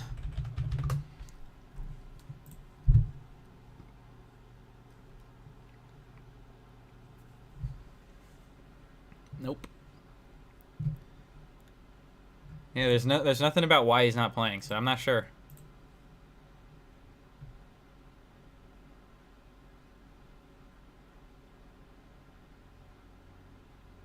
Yeah, no, I follow the farm pretty closely myself, and he's a guy that's definitely on the radar, so I would have noticed if there was an injury.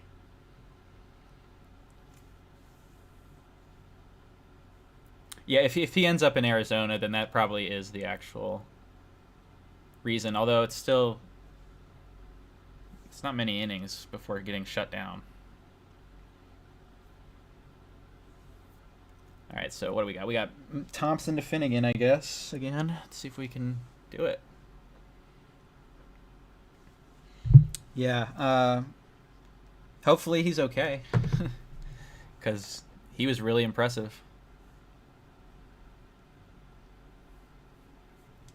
I mean, these numbers are actually nuts. And when he was in low A, he was freaking 1.93 ERA, 11 Ks per 9. That's stupid. Didn't walk anybody. Didn't give up homers. 1 whip on the dot. 14 innings at Wilmington. He was 1.29 ERA. So I mean, he was doing good there too. That's a big deal that he has progressed because the injuries in the pitcher injuries in the system right now and the underperformances. So I hope that he's not hurt. That would be a bummer. Yeah, he threw 117 innings, so that would not be anywhere close to an innings limit for him. And so I would have to assume that he's going to play in Arizona.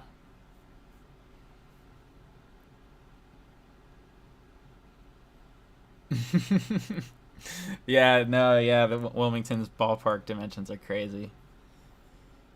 That's why it was so wild. James Wood like raked there, which is like what? And so did House. Like what the heck? Like these dudes are actually nasty because that's a hard place to hit.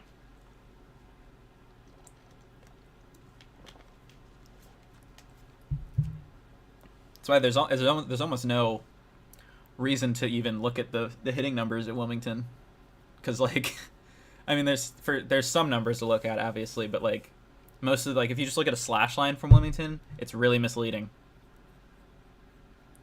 Dude, you know what? That three double game yesterday or the day before, I was like, okay, because Wood hit homer in that game too. I was like, oh, okay, these dudes are feeling it. So yeah, I mean, House is like that's why I think it's gonna be Alou, and then I would not surprise me if House is up next year and basically takes the start. Like not at the beginning of the year, like he'll start down. I genuinely think James Wood could have a potential chance at get like taking the starting job out of spring training. Like I don't think it's likely, but I think there is a chance.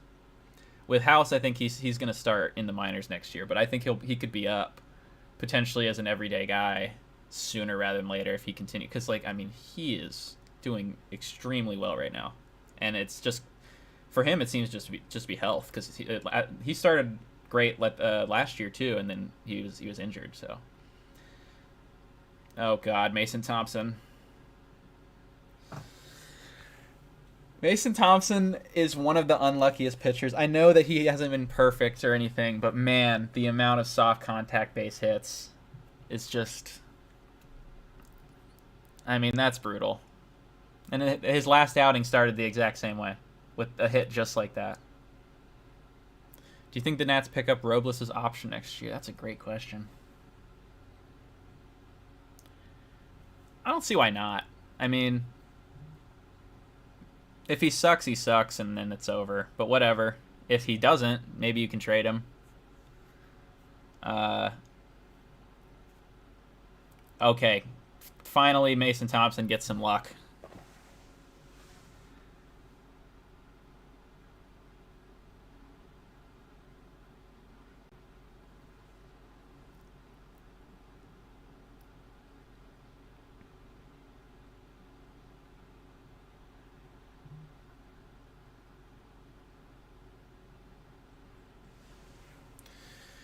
Yeah, I mean, I'd be cool with them picking up the option and letting him run center field for the first half of the season, see if he gets some trade value. Because he had some good stuff. He did some good stuff this year. I don't know if he's done for the season or not or whatever, but his at least his approach was somewhat sustainable in terms of the lack of strikeout and the higher contact rates. So, you know, if he's not blocking anyone, then I think it's fine. But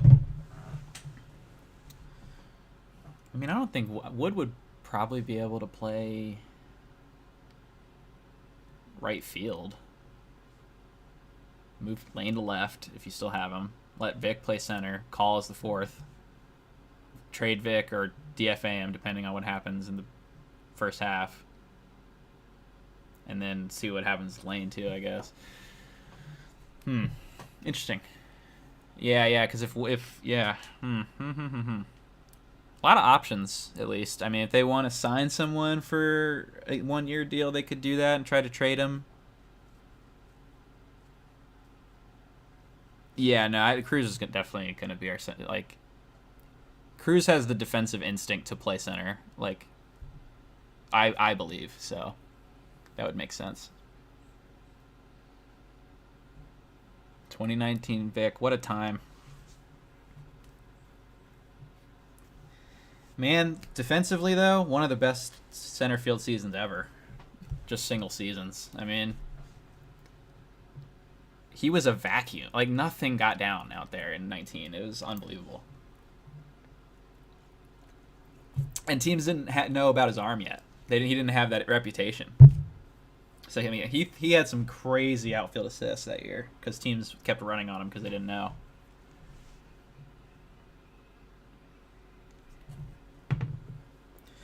By the way, that was a really nice quick inning for Thompson. About time he got one. Got a little bit of luck there for once. All right, who's gonna hit this inning? I think CJ might get an at bat, right? He'll have a chance at least. That's what I want. I want him to. I just want CJ to get all the at bats that he can get.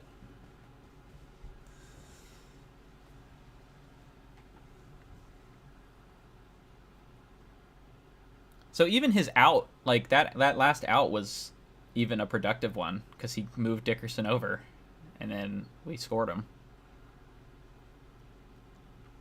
So I think that, I mean, even though that was a sac fly where it probably counts as an out anyways because it was only second to third, like that's still a good at bat. So I just like to see that process.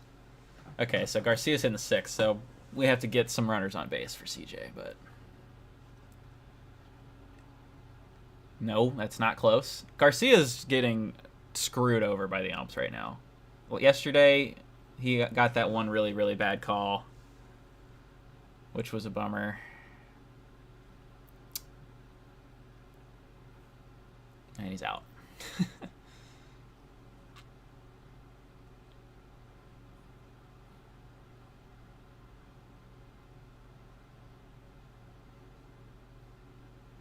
Robles, yeah, I know. Yeah, the thing I said about Call. I said about Call on Twitter. I was just like, with Call, it's like if he could maintain a 95 WRC plus, perfectly valuable player that I would love to have on my team because of his defense and speed. Same thing with Vic. Especially if he's playing 2019 defense ever. I mean, he basically if he has the 2019 season every year, like I'm totally cool with that. Like he was like not the best hitter, but he was competent and he was fast and he was running balls down. And now with he had started pretty hot with the stolen bases. He was our main stolen base guy before we finally started running. Could you imagine Vic right now run the bases? He'd be running wild. Yeah, exactly. There's nothing like I can't ask for more in that case. So I mean, if you want to give me more, that's cool, but I'm not going to ask for it. Just like occasionally get some clutch hits, get on base enough to score and run them down out there. We get a Stone Garrett pinch hitting appearance.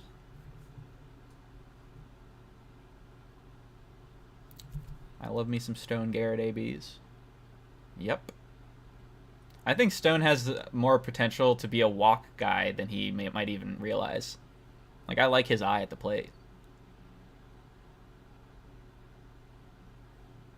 Could really help his numbers, too, if he could improve that. Yeah, perfect. Doesn't need to swing at that.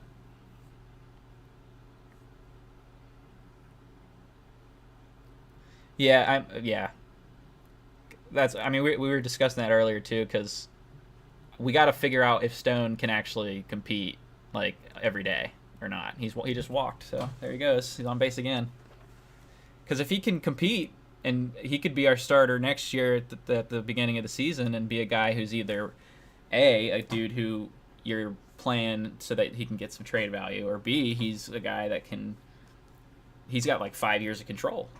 So I mean, you have him for a while if he's legit. And maybe you have a DH, because the outfield's pretty stacked, but the DH in the NL now opens up a spot for a guy like him.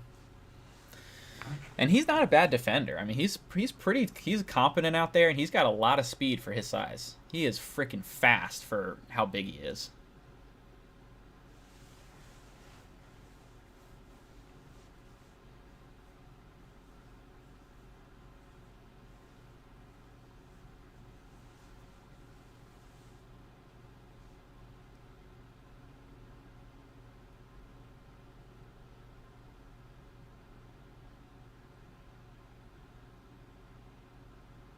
Nice pitch. Yeah, no, I wasn't sure about the defense, but like he's been totally good. I mean, he's had a couple like weird throws, but other than that, I mean, he's got a good arm and he's definitely fast, so he can run it down.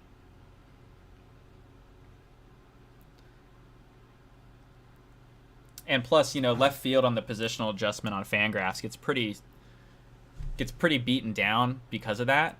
But like, if you kind of take that out of play, he's probably been one of the better defensive left fielders in terms of the amount of games that he's played, because he hasn't played full time. But like, I feel like he's been pretty damn solid out there. I'm actually really excited that I was kind of a that's down, but that's not that down, so that one's definitely not a strike, but it wasn't as egregious as some of the other ones, like yesterday to Luis Garcia, where he got rung up on a pitch that was like so inside, and also the catcher was like reaching over. I don't know. I don't get it. Yes, it does continue. Yeah, but anyways, I'm glad that I was a Stone. I bought into Stone kind of in the off season. I was like, you know what? I think this could be a decent pick, and he's hung in there, man. I mean, even in a tough role where he's not playing every day, he's not getting consistent. His at bats at least are more consistent now, because do y'all remember? The fool comes up and has 4 hits in 5 at bats, including 2 doubles and a homer at Colorado, and Davey like benched him for like 6 straight games. I was losing my mind. I was like, dude, what are we like? You're gonna take the bat out of this dude's hands right now? I mean, it's tough to go stop and start as a baseball player. That's why, baseball players always tell you that they're routine-based individuals, because that's how it is. You're used to doing something every day the same way. So when you have a dude like Stone who can do it at like random intervals and can be productive like that's hugely valuable. I mean, seriously, like it is so much harder than even like the numbers would indicate to do that. So yeah, exactly. Like, I don't understand the coaching staff either. Yeah, no, Adams too. Again, if we don't give these guys like full-time playing time after this deadline, we're not learning anything about them. Like, Adams is a guy who needs to be DHing and playing first base, and then you rotate him and Ruiz when Ruiz needs to take a break, and you let him catch. Like, there's no reason why his bat should be out of the lineup right now after this deadline, because we got to figure it out. We got to figure out, is he good? He's slugging .565. Like, that's really good, but can he do that all the time? Probably not, but we got to figure it out. So, yeah. Let's get him in there. Let's get Garrett in there. Let's figure out what we got in them. We might not have anything. Maybe they're not actually good, but then we learn that, and we can prepare accordingly instead of having question marks all the time.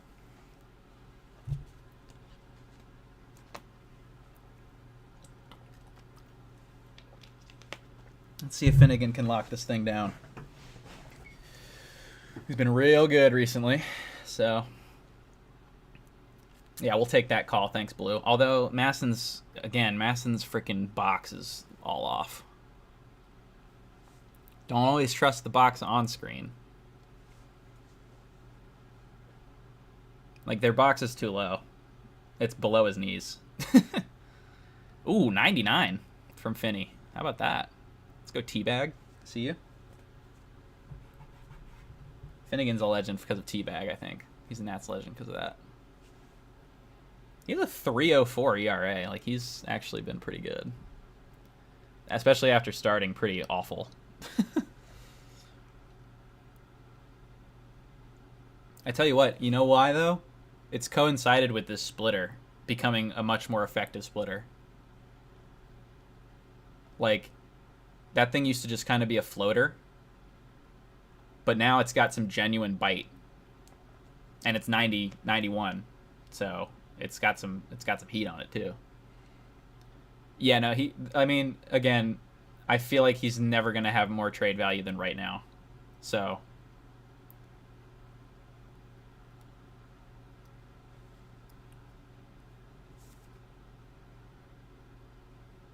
all right, CJ's got it.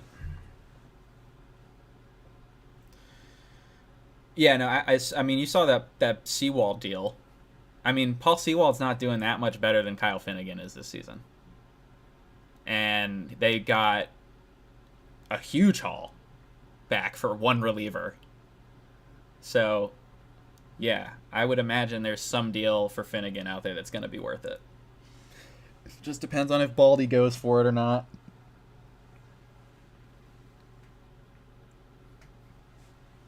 Okay, so Joey Weimer is trying to hit it to the moon. 173 since April 6th? 7th? Either way, that's really essentially the full year almost. Yeah, Weimer is very. Yeah, he seems to have some of that country strong. I wonder where he's from. Let's find out. He's from Ohio. Okay, I mean Midwest. Midwest, that counts, right? Nice pitch. That's paint. Weimer doesn't like that, but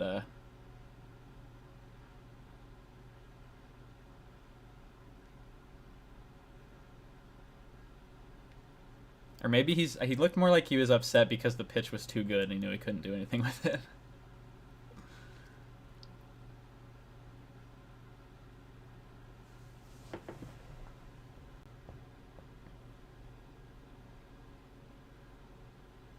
Yeah, I mean, I can't imagine that no team is looking at that 173 since April 7th and is not saying, hey, we could use this guy on our team. So,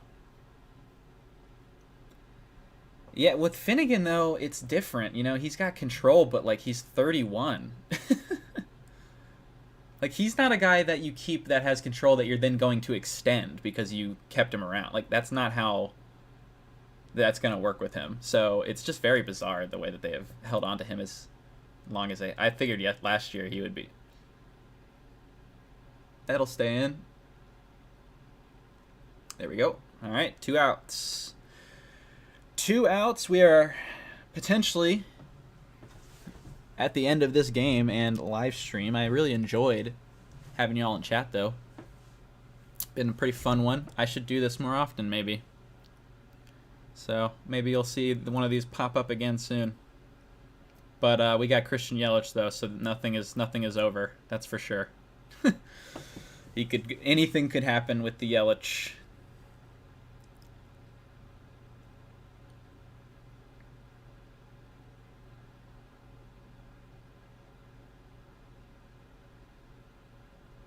Yeah, I mean, I'm pretty sure if Finnegan does complete this, he's going to go under 3 ERA, or right around there. Like, you can't tell me that somebody isn't looking for that. So,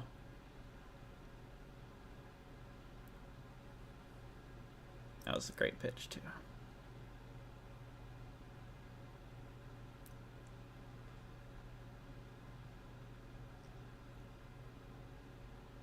That is into the seats.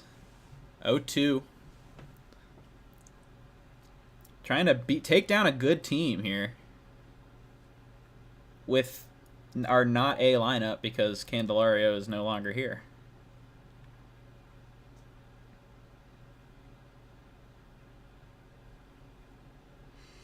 Here's the pitch. Got him. Oh, that was wicked.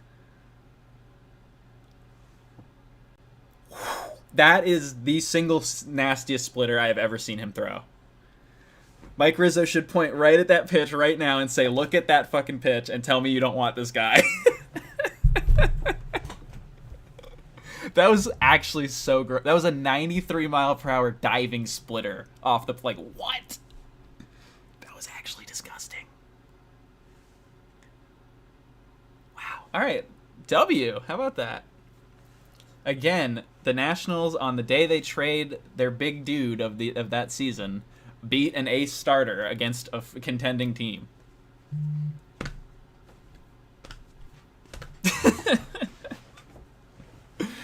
All right, but that's gonna be it though. Good W. I will have to do more of these because I had fun, and I hope you guys enjoyed.